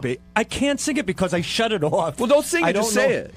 Have you ever listened to the entire song? It's not trying to make you a dick. Of course I have. And then when it gets to the end, it's just horrible. I mean, the end, he realizes that he's turned into his dad, even though he didn't want to be that. My makeup's running. But it always does. But do you think? You've gone out of your way to not be like your dad. So I don't understand why it would get to you there. Do you know what I mean? Like you're great with your kids, and you do take the time. So why would it tear you up? I don't know. Just the thought that. I think I have a fear that I might end up that way. Like I might do that. Well, if you haven't already, you probably won't. I haven't. You probably won't. I just came up with a great game for the show. I think that Sal should be in one isolation booth, and I should be in the other one. Who breaks first? And we should play the songs that make us cry and see who breaks first. I think a lot of fathers feel that way about Cats in the Cradle. Have you ever because like Gary's saying, you sort of said it's that a lot of people think it's more about what you went through as a kid. Have you ever talked to your dad about it at all? No, there's no talk. That's not happening. Not happening at all. I went to a therapist, and he brought up all the father stuff, and you know what? I even bailed on therapy. But why? Because I just didn't want to go there. I felt like I was just digging into a barrel, and all the gunk was coming back up. I think that's what they do, and then you're supposed to clean the barrel. And I dumped the barrel, and I threw it in the river. Well, that's supposed to be healthy, though, because you get it out, and you confront it, and then you can kind of deal with it. Right. I think I deal with it now. I get along great with my dad. I've forgiven my father, and that's it. But here's the thing that's weird that a therapist talked about. You're forgiving your father, but your father has no idea what you've forgiven him for. Yeah, we'll leave it at that. Did it happen the first time you heard the song? Like at what point did it click in? As my children got older and as I got more involved in their activities, like my son with football, my other son is a drummer. stuff like that. And when that's primarily it. As my children are growing and as I'm with them and involved with them, now when the song comes on, it affects me. When your dad sees what you do now, I mean, how successful you've become, I'm sure he's proud of you. He's told you that, right? Yeah, he's definitely proud of me. There's been a little, backlash here and there. He was at a wedding, and my cousin's a comedian, so he goes, Sal right now, he's in Las Vegas doing comedy. Well, what are you doing? Like, he says that to my cousin. Right. He goes, oh, yeah, your big shot son who just last week kissed another man's asshole on the air for 20 million people to hear. So my dad kind of was like, walked away. Well, and I was proud of my cousin. I'm like, good. Yeah, why would you do that? You're prodding somebody. Right. If you're going to be contentious, you got to be willing to take the shit. Right. I learned that the hard way in this show, that's for sure. But but for the most part, yeah, my dad's very proud. A little bit too proud. Everywhere I go, I'm like, Dad, please trust me on this. How come there's no Sal the Stockbroker wine available? He wants to open up Sal the Stockbroker restaurant. And what would I get there? I don't know. I have no idea. But he goes, we should open a restaurant called Sal the Stock. I go, that's ridiculous. I think that was an episode of The Honeymooners. Really? Yes. Probably. Would you do that? No, not Sal the Stockbrokers. I know you love to cook. Your father loves food. I mean, that could make sense. He says it to my son. We're on a cruise. He goes, Antonio, what would you name a restaurant if we opened it up? And Antonio goes, how about Antonio's? And he goes, no, you idiot. Sal the Stockbrokers. And I'm like, Dad, it's your grandchild. And I turned to him. I go, it'll be called Antonio's. But no, I'm not going to name something Sal the Stockbrokers. But that example shows you're a good dad. Well, I try to be, yeah, in that sense. But yeah, I am. All right, I know that part. It's stuff that I grew up with is a little different. That's all. But maybe it's a combination of what Gary said, the way I grew up versus the father that I want. I feel for you though. When you tell, I've had a lot of conversations with Sal off the air with his family stories, and I feel for him. He took a lot of shit. Yeah, but it's all good. It makes you who you are. Yeah, that's a great thing to not deal with it. Yeah. I had a guy who used to work for me used to say the same thing. My father made me that way, right? That's why I'm as good as I am. My dad helped me out by yelling at me. Well, for some people, it's too painful to confront. It's easier not to go there to get through the day. I get that. Yeah, it's fine. All right, Benji, let's talk about getting through your day. Today, you revealed to Howard that you tasted your own cum, and Howard thought you were out of your mind.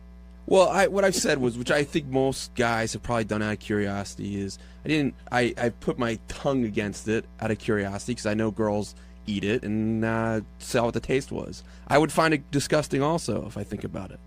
That would be tasting it, but was there anybody? No. I said I would put my tongue against it. The same. Against way what? Probably. Have you ever put your tongue against your arm when you're sweating? Yes. So you put your tongue against your dick? No. Yes. No, I'm not getting I'm it. incredibly flexible. I don't know. You put your tongue against what? My guess is you probably jerked off. I did this thing where you rub your penis, right, and then you orgasm, right, and I had ejaculate, right, and an ejaculate was on my hand. Got it. And I was curious, because I know women taste it, so I put my tongue against it just to see what it was like. Yes, if I ate it, it would be disgusting. So you licked your own cum without moving your tongue. What? You licked your own cum without making the licking motion. I put my tongue against it. Yeah, I think so you licked it. I would think that's not that rare to have done that. Sal, you think that's rare? Yeah, I do. Sal, come on, come clean. Literally. I can't follow Benji's story. But you have a story. It's just the same. It literally is, word for word. The odd thing is, like Benji says, it's not rare. The same thing happened to me. I was curious. I just gave it a little dab with my tongue. I was 15 years old. I was at my grandfather's house, and he makes his homemade wine, so I was drinking one day, and I was 15. At that time, I was jerking off like a wild monkey, and I was in the bathroom, I jacked off again, and I was drunk. I'm like, let me give it a little, just let me see what this is all about, and I gave it a little taste. That was it. How would you What's describe weird is when it's Sal and I've done it for each other. How would you describe the taste? I really don't remember. I really don't. I really couldn't tell you. I mean, I could tell you it was salty and gooey. I really couldn't say that. Benji, any recollection? I can't say that. Sal's or mine? Yours. Sal, salty. A salty kind of thing. We've all kissed a chick after she's Yeah. born. I haven't done that. You never got a hint of your own jizz? Never. I've gone out of my way not to do that, and I'm not passing judgment. It's just I don't have a curiosity there. And yeah, I've been yelled at by women. I just did that thing for you, and now you won't kiss me. And I'm like, yeah, all right, guilty as charged. How about you, John? John, yeah. 80 blowjobs. They never came back up and shared a little bit of your own sauce? No, I've kissed a woman afterwards, but I don't know. I didn't recognize a taste one way or the other. You did, but you ignored. You put it at the back of your head. We all get that. You've never even tasted did the mouth taste a little different from your cock? I truthfully never Everybody didn't gets a notice. zing of that salt water that hits the back of your mouth. Like, okay, let's just move on. It's like when a girl queefs when you're having sex. You pretend you didn't hear it. When you taste No, your you own. don't. You expose it and make fun of her. and laugh. No. That's not a good idea. I've never tasted jizz. I have. When did you taste your own cum? He didn't say his own. I didn't say. Well, yeah, kind of. How so? Yeah, I don't know. It's a long story. You don't have enough time. We got time. We Well, can go. You don't have enough time. You haven't tasted anyone else's. We can have go you? late. What? Don't worry about it. You haven't tasted anyone else's. Not have a you? guy's. What the hell is wrong with you? Not a guy's. No. Have I tasted my own? Yeah, I got this thing that I do with girls, you know. So what thing? You're not into felching, are you? What? Felching? What the hell's that? That's great. That's something I don't know. What is felching? You people look it up. It's so disgusting. What is it? Quick, man. We don't have much Actually, time. Ronnie, let's You talking about snowballing? Hold on. Let's Sort see what of. Ronnie No. has to say, and then maybe we can match it up. So What's- I got this. what's your thing? I got this thing that I do with girls that you take the head of your dick, and you take the little. Hurry up! There's a lady in the room. Hurry up. right? We only got a minute. There usually is when you do it, too. And you take your little pee hole, right? Yeah. And you put it like right on her nipple of her boob. Okay. And you like rub it around. It gets them all turned on. And of course you have a little leakage from your, It's called urine. Yeah. No, not urine. Pre-cum? Yeah, pre-cum. Pre-semen. You get a little pre-semen, and then, if you happen to, suck on the girl's boob, you're tasting your own stuff. What Dude, does it how taste? big What are- does it what does it taste like? What? What does it taste? It's a little like? salty. Is it like bitter or? you No, don't it's a mind? little salty. Okay, sorry. What are you gonna say? Like salt water, How kind of. big is your dick hole that you could No, no, wrap no. it around a nipple? No, you don't wrap it around it. I'm thinking like a largemouth Idiot. bass. Your Idiot. cock must look like a fish. You don't wrap it around it, idiot. You poke the nipple through your dick hole. You Yeah, poke. well, as much as you can. I'm not saying you wrap it around it. I think you stick in the dick hole right into the Yeah, nipple. what do you think? It's like a pencil eraser you stick in there? All right, we got to go. All right, and with that, we're going to wrap up this edition of the Wrap-Up Show. On Tuesday's wrap-up show, I had a new co-host. Yes, Natalie Maines co-hosted the wrap-up show. We talked about Gary, we talked about her performance, we talked about a lot of stuff, and Natalie has a lot of opinions. Enjoy.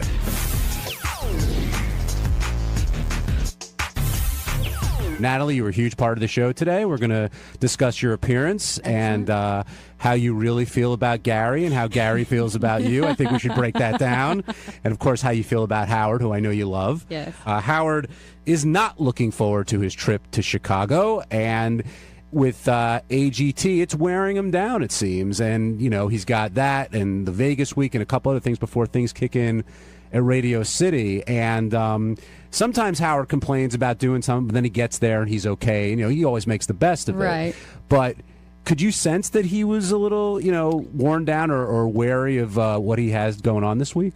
Well, he always complains when he has to travel and fly. But I asked him if he was liking the show less this year. And he said no, just the schedule. He regrets not having his time off. And Yeah. I regret these 2-day weeks. Yeah, I know you do. I think he misses, and yes, don't call in and say, Howard's getting paid very well to do AGT. We all know that. But when you're doing this show, and then during the off time, you're doing AGT, you're not leaving a lot of for you. And Howard doesn't, for me specifically, really. Yeah, for Natalie, exactly. That's everyone's problem. But Howard, what was I going to say? Shoot. Howard, crap, it left my mind. I'm sorry. We're talking about It was something brilliant, I'm sure. his vacation time, if you will. 'cause he Oh, doesn't get any. yes. And I was just going to say, Howard doesn't need the money. He did it because he loves the show and he loves that. But I don't think he likes being pulled two different directions, which I can relate to. I agree with you there. Yeah, too much. Gary knows that Beth doesn't want to sleep with him, which we learned in that game. Howard reassured Gary that she doesn't want to sleep. But I don't think Gary was under any false I missed the pretense there. game because I was probably traveling here. What was the game? It's who would your wife bang and who would be the least likely to bang on staff. And they Beth asked played, and Beth said Gary was the one she would bang. Really? And who did she pick tonight? Sal. Sal was the least likely. But Beth then said she was just doing it. Like she doesn't really want to bang anybody here. Right, well, I got it. And You got to Gary- answer the question. Yeah, How do which- you answer that question? Who on the staff would I bang? Uh-huh. Let's see. But it can't be Lisa G because she's a girl. You got to just. Oh, I have go to bang with one of the guys? Yeah. Well, Teddy's kind of cute. Okay. I think. Look, everybody knows it would be Gary. I mean, that's no surprise to right. Well, anyone, you right? guys are already banging, Yeah. but outside of Gary, who would be the next? It would be Teddy. Yeah, probably Teddy. And who would be the worst? The least likely to bang? That's coming in tough. right now. No. Maybe, That's a tough call. I'd have to really think about Come on, that. John. No, I'm the giving you an audience is answer. waiting for you I'm sure with to bated breath. Ask Natalie who she would do. I'm getting to Natalie. Oh, Jason. Thank you, Teddy. Definitely Jason. Jason, who Same would question be to the you last? now, Natalie. Huh. And don't say Howard because that's a cop Howard out. will be out. Okay. I'm going to go with Gary. Just kidding. I'm going to go with, Will. Will's a cutie pie. You like Will? Yeah. Hate to be typical. Yeah. But Will's a cutie That's pie. everyone's answer. That's why I said Teddy instead of Will. Sorry. Least and then likely? least. Be honest. Oh, I will be. I'll go with Sal too. Sal's handsome, but only because he's just so creepy and just seems so fucked up as far as his view on women and stuff. I couldn't enjoy myself. Let's go with Celebrity Superfan, which I listened to and I really enjoyed. I think you and Probst do a great job, and it was a good panel. He does a really good job for not listening to the show, don't you think? Just kidding.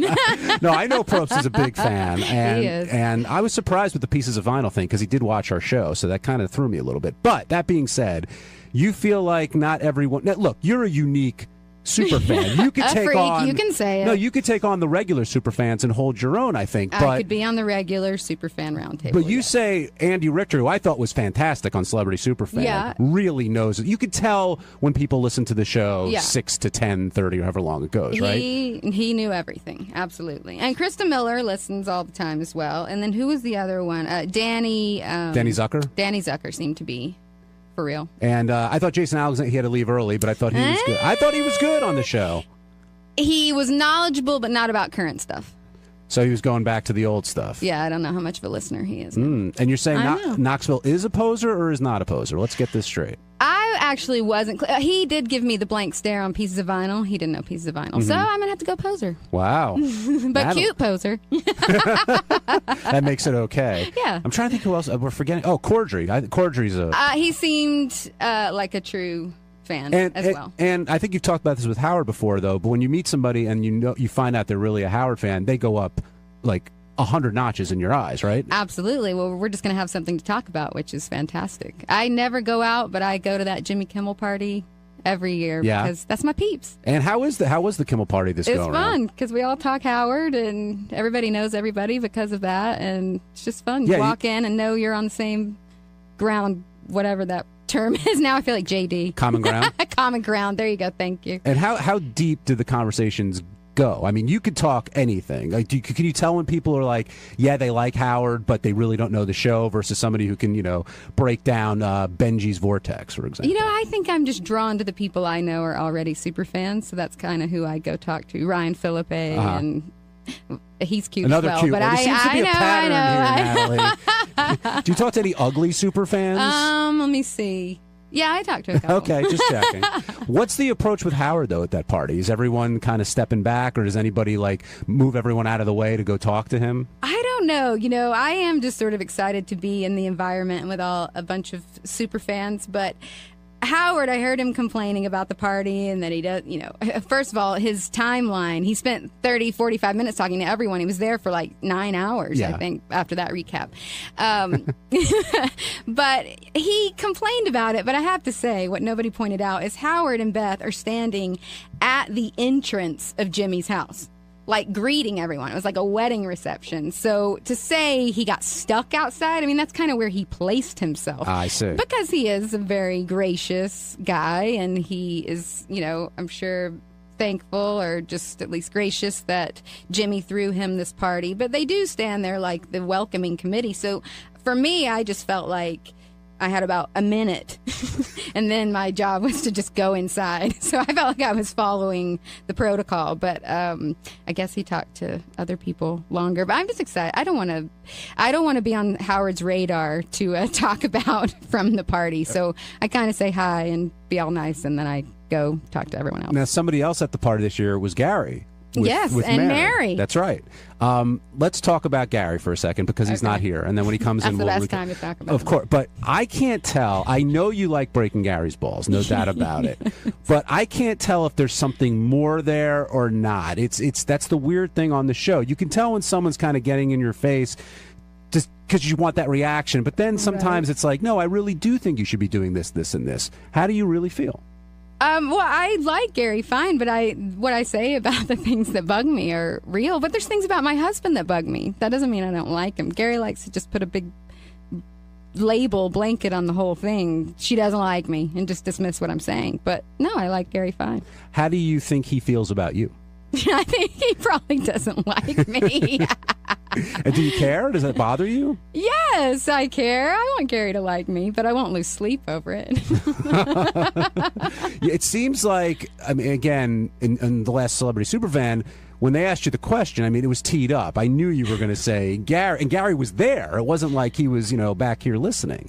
Well, yes, I do go at it, but part of it is because I do have something to say. But I, like Howard, feel the same. I just feel the pressure to make it entertaining, and I did feel like the show was kind of safe and just a bunch of celebrities being very safe and saying the right thing, and it was a bit of an eye roll. So I sometimes have to put myself out there just to do what I think is interesting radio. So yes, I got very honest. It was hard right in front of Gary's face. And then after the fact, I realized, oh, shit, that's Mary on the couch. And I felt bad. But then I decided, if I had recognized that was Mary before then, I would have got her on the mic and asked her if Gary's like that at home, if she feels like he listens to her. And when you were criticizing Gary today, Howard jumped right in. I mean, he wasn't exactly disagreeing with you. Well, that's the funny thing, too. Howard has been making fun of Gary for years and years and years and years and years. But he has lots of lead time on me. I walked in and you're saying making that. Up for a long but why? Well, do we really? Do you want me to go through the reasons that he makes fun of you? No, but you were saying he makes fun of me, which I'm aware of. Right, but I'm saying it doesn't seem to bother you. You still. Well, he pays me. Right, that helps. It I've got $1. You do for it for free. But Natalie was saying, like her husband, she'll pick on him sometimes if she feels like he's out of line or. Well, he's married to her. He has to take her shit. So do you take Mary's shit? That's my sometimes. question. Yeah, I do. I mean, don't you take some of his shit sometimes? Absolutely. That you wouldn't take from somebody else because you're not married to them. Well, you know what? Actually, I think I'm pretty good at maybe trying to listen to what people would say about me and I like how you brought let it sink in. How you brought that back to me. But I like how you tried to take it away from you. Natalie likes to mix it up, and she likes you. She's got an opinion. She's got an opinion, and she likes you. But I know you think you're not sure, sort of, where Natalie comes in on sometimes this. It's hard. Natalie's got an interesting move because Natalie's cute and she's got a big smile and she has a big laugh, which you can sometimes use all those while you're putting the knife in. Well, listen, some people get the knife without the laugh. Oh, that sounds ugly. That sounds terrible. I wouldn't want to get rare. that. Yeah, I wouldn't want to get that. I scare myself. But you're very disarming because you could take a shot at somebody but you're a sweet person. Well, and also I think I'm just I listen to the show so much that I feel I know you guys more than you obviously know. So you're looking at me like, who's this singer having all these opinions about my ass? But like a super fan. Yeah. You don't really know us. Right. That's what I'm saying. Right. This is just, I know you from the show and I'm wrapped up in this world, so I feel open to say it because that's what the show is about. Right. And I get the show and I'm just having fun. Take a guess who Natalie picked on most likely to who she'd bang on the staff and least likely. Who do you think? Well, Howard would be most likely. Howard, we eliminated. He was out. Fred. I would think she would bang Fred. Fred didn't get the vote. Wow, because I'm trying to think of if we're going for looks or like respect of like who she thinks is funny. Looks. So Will? You got it. Okay, good. And least would have to be, sorry, but I think it's Benji. No, it's not actually. Scott the engineer? No, Sal, just because he's so weird and fucked up about girls, I couldn't enjoy myself. You couldn't bang a guy who wants to bang Tan Mom? I couldn't bang a guy who wants to fuck a girl, have the I'll never forget, this was years ago. Sal said his dream was to fuck a girl and then for the power to go out, and he kicks her out of his house naked on the front steps with I don't know what electricity had to do with it, but the power had to go out apparently for her to have to leave, and that was just so angry and so fucked up. You missed I don't know if you heard the other day, but Sal talked about he likes a woman who wants to be humiliated. So humiliating a woman is not good. But if a woman wants to be choked and spit on, that's awesome. Right. I did hear that, of course. Now, whose sexual antics do you sort of like, dislike, whatever it might be? You talked about Sal's a little bit. We understand. Lately, you've getting a lot of stories from Ronnie Mund about his sexual expertise. I love listening to Ronnie. What do you think? Is Ronnie a pro? Does he know what he's doing there? I have no idea. Or you're completely put off by what he has to say? I'm taking his word for it, but I just love listening to Ronnie and picturing my grandfather because Ronnie is a grandfather. He is.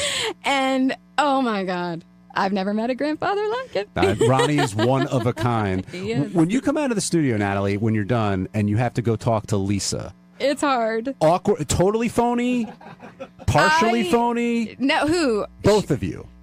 No, she's not phony. She seems a little pissed at me, but listen, again, it's not the same as with Gary. My stuff towards Lisa G is probably a little more passionate, but listen, I don't know Lisa G. I just know her from the show, so I'm commenting on her character on the show. But it is weird to see her in front of her face because I don't like to be mean to people, and I don't want people to think I'm mean. I have a question for you about Lisa, because Lisa came to me today, and I was running around and hear everything, and she said, I just want you to know that Natalie did ask me to perform with them, but there wasn't going to be a dress rehearsal, and that's why I turned it down. That's not my problem. Yes, that is true. But if you were Lisa, but that's not. But I think Lisa thinks that's why I think she's not a team player, because she didn't play with us. Well, I think it's crazy to have the opportunity to play with you, dress rehearsal or not. Just fucking do it. Yeah. Well, you know what? In hindsight, well, first of all, the tour I thought that would be a great idea on was when we were opening up for the Eagles, and then when I gave it more thought, I was like, wait, maybe that's not a great idea. These are not necessarily all Dixie Chick fans, and Dixie Chick fans are not necessarily Howard Stern fans. So I think maybe I would have been the most entertained person on the stage, and what I'd wanted her to play on was "Not Ready to Make Nice," which is kind of our biggest song. Mm-hmm. So probably that wouldn't have gone over well. That wasn't a good So why don't you think she's a team player? Because she just can't laugh. She just can't take it and just laugh it off. She just gets very curmudgeon-y and spinster sounding, and just laugh. Even if you're not going to do it or participate in whatever it is, you can still just have a sense of humor about it and be a little funnier. She's just so, I don't know. A part of me wants Lisa G's pretty and thin and all of these things, but I don't know. I wish she wasn't so. Nobody's ever going to be good enough for her. She just seems like one of those girls that the guys. She's always going to be better than the guy. Do you think she'll ever marry? I hope she does, but I don't know. I don't know. Do you? I think you get to a certain point. If you haven't gotten married, then you probably don't need to. I think that in her mind she'd like to, but she's often said on the show it's not the big deal for her anymore. She doesn't seem to care, and if you don't care. But do you believe? I'm fine with women who are like that, because women don't need a man, and you don't need that to be happy in life. But I don't know. She doesn't seem like a super happy person that doesn't need a man. I think I sometimes wonder if she's one of those people who's like still a girly girl that dreams of the big wedding rather than the actual marriage. Right. I think she would love to have the big wedding and all the stuff that goes with it, but doesn't necessarily want to be married afterwards. And here's a good show idea for you guys. I'm always wanting to meet Lisa G's parents. I really want to know where she came from, what her dad is like to her mom. I don't know. I really want to sort of analyze how she got to this. That's a good 101 show. Meet everybody's parents. I don't know if you knew. Oh, of course you didn't know this, but you really made Steve Brandano's day. I did. Fighting for the Black Keys, number one. I know. But the song. And the song. Steve, come get on there, Steve. Steve was riveted because he says it's probably his favorite song of all time. Really? Yeah, I really love that song. I mean, it's got some personal stuff with it too, but it's just such a. I mean, I love that song. I love that song. But yeah, you did a beautiful job. I was like, I don't know. I was worried. I'm like a girl singing it, and I was nervous. And I don't know, like a minute and a half in, I turned to Gary and I was like, she's got it. Thanks. Yeah. That makes me happy. And mentioning the Black Keys was too, because he's not going to hear it from me. He's not going to listen to me. So thank you. And you also said Steve says a lot of other crazy shit, which is true. Well, because who's the band? You like some band that I'm just like, oh. I probably like a lot of bands that people I would are be like, well, yeah. But yeah. But you're so right about the Black Keys. Thank you. And they are the rock band of this generation. I mean, they just are. You have to have it on just for the history of Howard. That's what I try to tell these guys.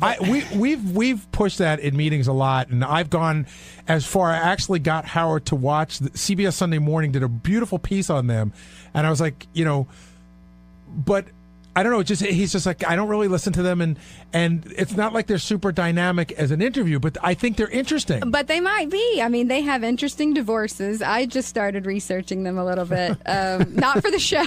How great would it have been if you came in today and you were backed up by the Black Keys? What if I brought them? That's such a great idea. I should have. Shit. Well, they live in Nashville. If they lived here, I could have done that. Sounds like you're getting ready to pitch them though for the show. I mean, you did some research and the drummer. Hello.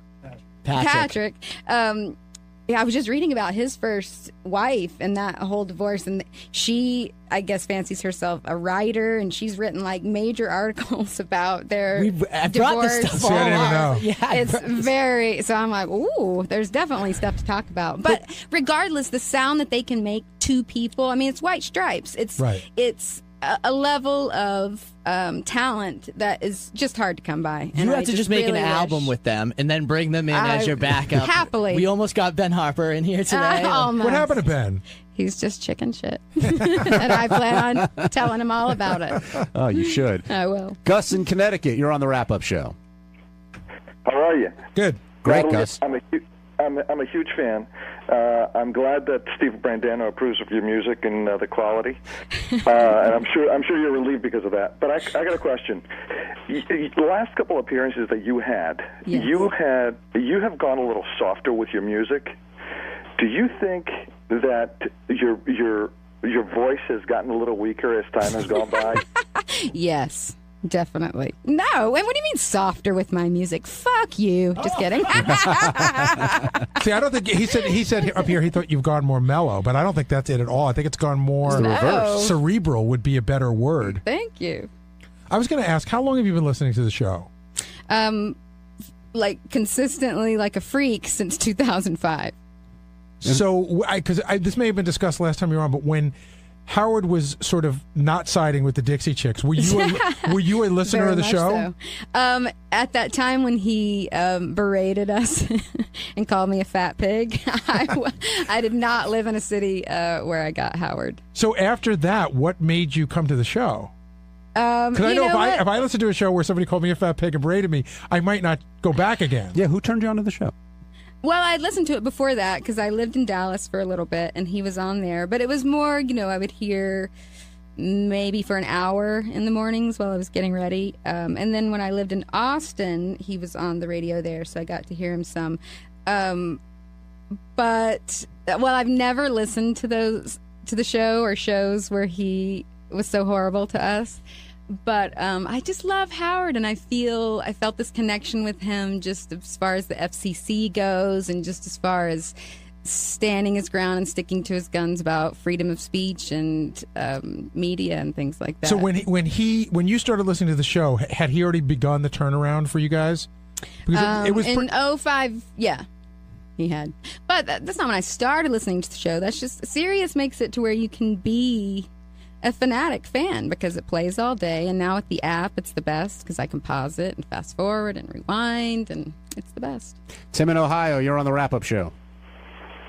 Yeah, I was wondering if Natalie would pull a David Arquette and sit in the show for a week, and to follow up on that, if there's anybody on the celebrity superfan that she thinks could do that. Could sit in for a week? Yeah, like I was thinking Andy Richter would be good to fill in for a week. He probably would be good. You know who I was listening to this morning was the old Mitch Hedberg, an old appearance of his, and it crossed my mind, he would have been the right personality for that chair. Something about just how he would chime in or share his own stories, and just he was an interesting person on his own, not a comedian trying to make jokes all the time. Just more a storyteller and open. He would have been good, but he's dead. So let's talk about Superfan for a second, because it's it's really hard to book a Superfan roundtable with a bunch of celebrities at your intensity. Yes. But you seem to have no love if you're not in it all the way. Well, only because it's when we should change the name to the celebrity fan table. Because I know what you're saying, and I've actually called some people who have said to me at times, I was listening for a long time, but I haven't in a while, so I don't think I should do it. And then I think there's some people who, if you give them a month's notice, they'll listen every day to make sure they're coming in, knowing what's going on. Right. Well, you would think Jeff Probst would do that since he co-hosts. Well, he's doing the daytime. He was doing the daytime show, so that I just like giving him a hard time. Well, who seems like a super fan is Kevin Bacon. Yes, he is. And did you call Sarah Silverman again this time? Yes, she was unavailable. She left the day before. I called a lot of people. Molly Shannon, I was trying to get in for that show. Yeah. I saw, what's the guy from CSI with LL Cool J? Chris O'Donnell. Chris O'Donnell was working that day. He really wanted to come. Yeah. I mean, I have a pretty broad list. When you're listening to the show, do you prefer having somebody there? Do you prefer the moments when it's just like the cast, or do you, can there be too many interviews? What's your ideal Howard Stern show if you're building it? Oh, that's hard. I do like all of the insider stuff and the Whack Pack. I mean, Beetlejuice is the best. I love the employee antics and all the stories. And I love the interviews. I love them all. It's just the right balance. And 5 days of it. You just want and more. Me, yes. I would be an excellent addition. Well, you would mix it up, that's for sure.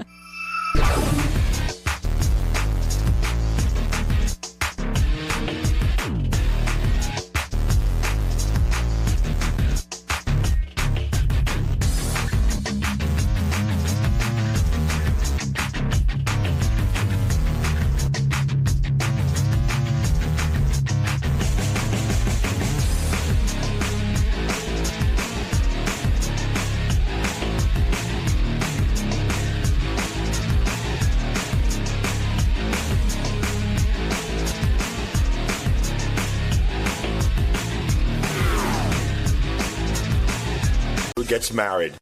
Lisa G has a theory that Ronnie dyed his goatee last night. I think so. Yesterday was really white. Yeah, I noticed that too. And even the guys from TV put up a thing while Ronnie was in there. Go, look how white Ronnie's beard is. It looks like a billy goat. God. So yesterday he was a billy goat and today he's not. But I didn't see him. I didn't notice today. Did he dye it last night, do you think? Looks like it. Okay. Hey, Ron, come on in. We want to see the dye job you did on your goatee. Hey, Howard. He's running down the hall screaming at JD that he's going to kick the fucking shit out of him. Well, get in here and show us your JD? goatee. Oh, yeah, he dyed it. I'm not saying nothing. I'm just saying you dyed it because I saw it yesterday and it was white as like Santa Claus. Yeah, because what are you laughing at? So what did you do? Because yesterday it was like white. Did you realize how white it was? Like what made you go home yesterday and dye it? I don't know. I didn't. You must have noticed. Did someone say something to you? And why are you going to beat up JD? Because you dyed. Because he runs with every little thing to Jason or Gary or something, or the TV, oh, look what he did today. I haven't said You're one word. full of shit, okay? Lisa, did JD say anything to you about it? No. Why are you blaming JD? Because he does it with everything, man. He didn't do it this time. I don't care. He could tell me from now until next year. You don't believe him? No. Wow. Someone even said in the email on the wrap-up show yesterday, like, Ronnie always is threatening to beat up JD. I didn't threaten to beat him up. You were like, what are you laughing at? Because everything is, you're talking on the, John invites you in. Right. So I go in and I'm talking about something, so I might not know everything, okay? Right. This one, he laughs at everything. Everything's funny. There was even one point where he started laughing, and then I laughed, and then he yelled at me for laughing. Yeah. Everybody was glued to the radio. Why is that funny? Why is that funny? You were laughing first, dude. Why is that funny? Who was laughing first? You were laughing first, weren't you? Why does he have to be in here? Go to the meeting. You love Ronnie, right? I love him, but this one I had nothing to do with. I'm sorry, okay, dude. right, yeah. Okay. What'd you put in there? What's the stuff? Just for men, man. Just for men. Yeah. And what did you comb it through? Yeah, they got these little brush thing. Oh. And so you just did that this morning. That's a little more elaborate than just a comb through because notice there's doesn't look bad. There's though. like a pattern. Well, he it's makes got like sure a zebra pattern. What would you like me to do, dude? It's a little brush thing. It's a brush. I'm saying is, but you're like going in a specific way, no? No, it's got this little brush, right? Little small brush, and you just go through it. But you're not putting it in the hair in your head, are you? No. I got all gray hair back here and shit. Come on. But on your beard, you're doing it. But I think you did a decent job because you left a little bit of gray. Right, you don't go that's why I try to leave it natural looking. Although I got to tell you, in some spots it's super dark.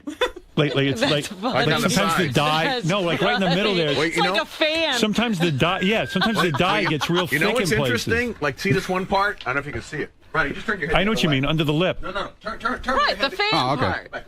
Right, Yeah. right, point to it. It kind of looks like spaghetti sauce. Yeah, like it's spilled on his chin. Yeah, well, maybe I just spilled something. I don't know. How long does it take you to do that? 5 minutes. Oh, and you did it this morning? Because you get up early. Yeah. He gets up way early. What time you get up? 3:15. I got to take care of the dog. So like at 3:15, you're dyeing your beard? No, but it's about 3:45. Yeah, because he takes care of the dog Takes first, 5 minutes. Then he dyes his beard. I would do it at night, I think. Yeah, well, I forgot last night. Yeah. I was tired. How often do you have to dye your beard? Once a week. Wow. But Once you a let week. it go Yeah, well, for it a grows while. in, dude. You know? Okay, It take grows easy. in. All right, You get calm down. roots? Yeah, you get roots. Yeah, you get roots. Your roots are showing. You get roots. But did you forget for a while, or did you? No, I'm telling you, it's a week, and It's a pain in the ass all day upkeep. it is annoying.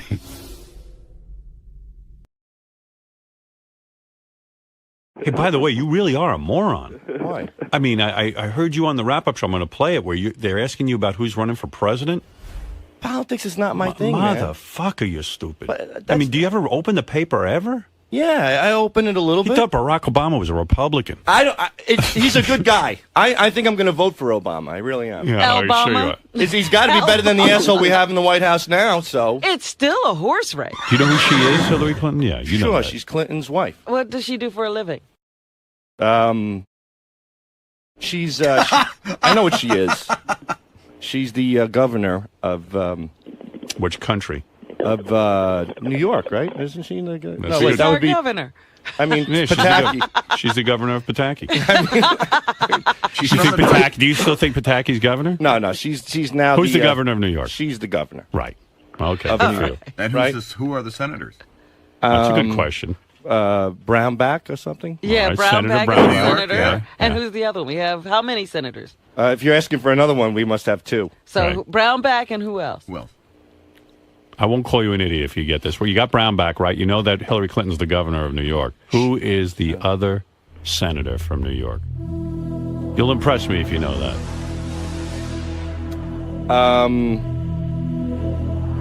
I think I got it. He used to be the district attorney of New York. Go ahead. Robert Morgenthau. Oh, Very good. Very All right. I just have to think. Yeah. You know, when you think, you're impressive. wow. That's why I don't do it much. I don't. So like to you do it. knew Senator Morgenthau. and You see- Brownback And Brownback. and the governor. And the governor, Clinton. I think she. I know she has something to do with New York. I think she's the governor. Good. Well, all right. You've impressed me. But like I said, politics is not my thing. You know? Should be. And after you got those right, I mean, not everyone can You're answer ready that. for what is that? Impressive. Who wants to be a millionaire? Who's smarter You can than the answer fifth so grader? many questions. You know what? How many senators are there total? Well, I'm guessing two. Two You're senators guessing. total? No, Maybe- from New York, but then how do you... Probably two per state. 100 senators, 50 Okay. states. Good, all right. You're on the target there. Did you ever notice that everything Sal doesn't know isn't his thing? Yeah. Like being smart isn't his thing. Yeah. You never read the newspaper? Being a producer is not your thing. You never read the newspaper? Nothing. I do read the newspaper. I read You do? page 6. Oh. Oh, you Gossip. skip right past the first page. You know, it's just. This is not CNN, Howard. This is the Howard Stern show. Okay. You know, this I just is thought not, maybe you're curious. Hannity and Just for your Combs. own life, you might want to know. Listen some to of me. these things. It's not I'm Hannity and Combs. I'm glad I didn't vote for Bush, and now nobody can blame me. But you You know said what I on the mean? wrap-up But show... But maybe It's you not- should have but voted you for don't the vote. other guy. But hey, who is the other guy? The other guy could have fucked up too, and then you couldn't blame me. He doesn't vote, and he considers that a good thing because he says on the wrap-up show, there's no difference. Look how bad the country's doing. So if I voted... You'd be responsible. Yeah, Yes. look what all the assholes who voted for Bush. Now they regret it. Not how about me. if I'm you like, had voted, hey, how I about if stayed you out. had voted for the other guy, and we wouldn't have had Bush? You could have saved us. Well, that's all hearsay. We don't know what this guy would have done. Hearsay. Hearsay. All right, no, thank it's you. Not. And that's why I'm going to go against the grain. I'm seriously considering voting for Obama. And Yeah. I do mean that because Why? this Why do you world like has been him? so screwed up for the past 100 years. Well, why do you like Obama? What is he for? He's pro-choice, which I agree with. Mm-hmm. The guy, look, if you're a black guy in America and you can push the people to vote for you, that's impressive. And I mean that in the most sincere way. All right, I got to stop this conversation. Everything that comes out of your mouth is stupid. All right, thank you. I'm sorry.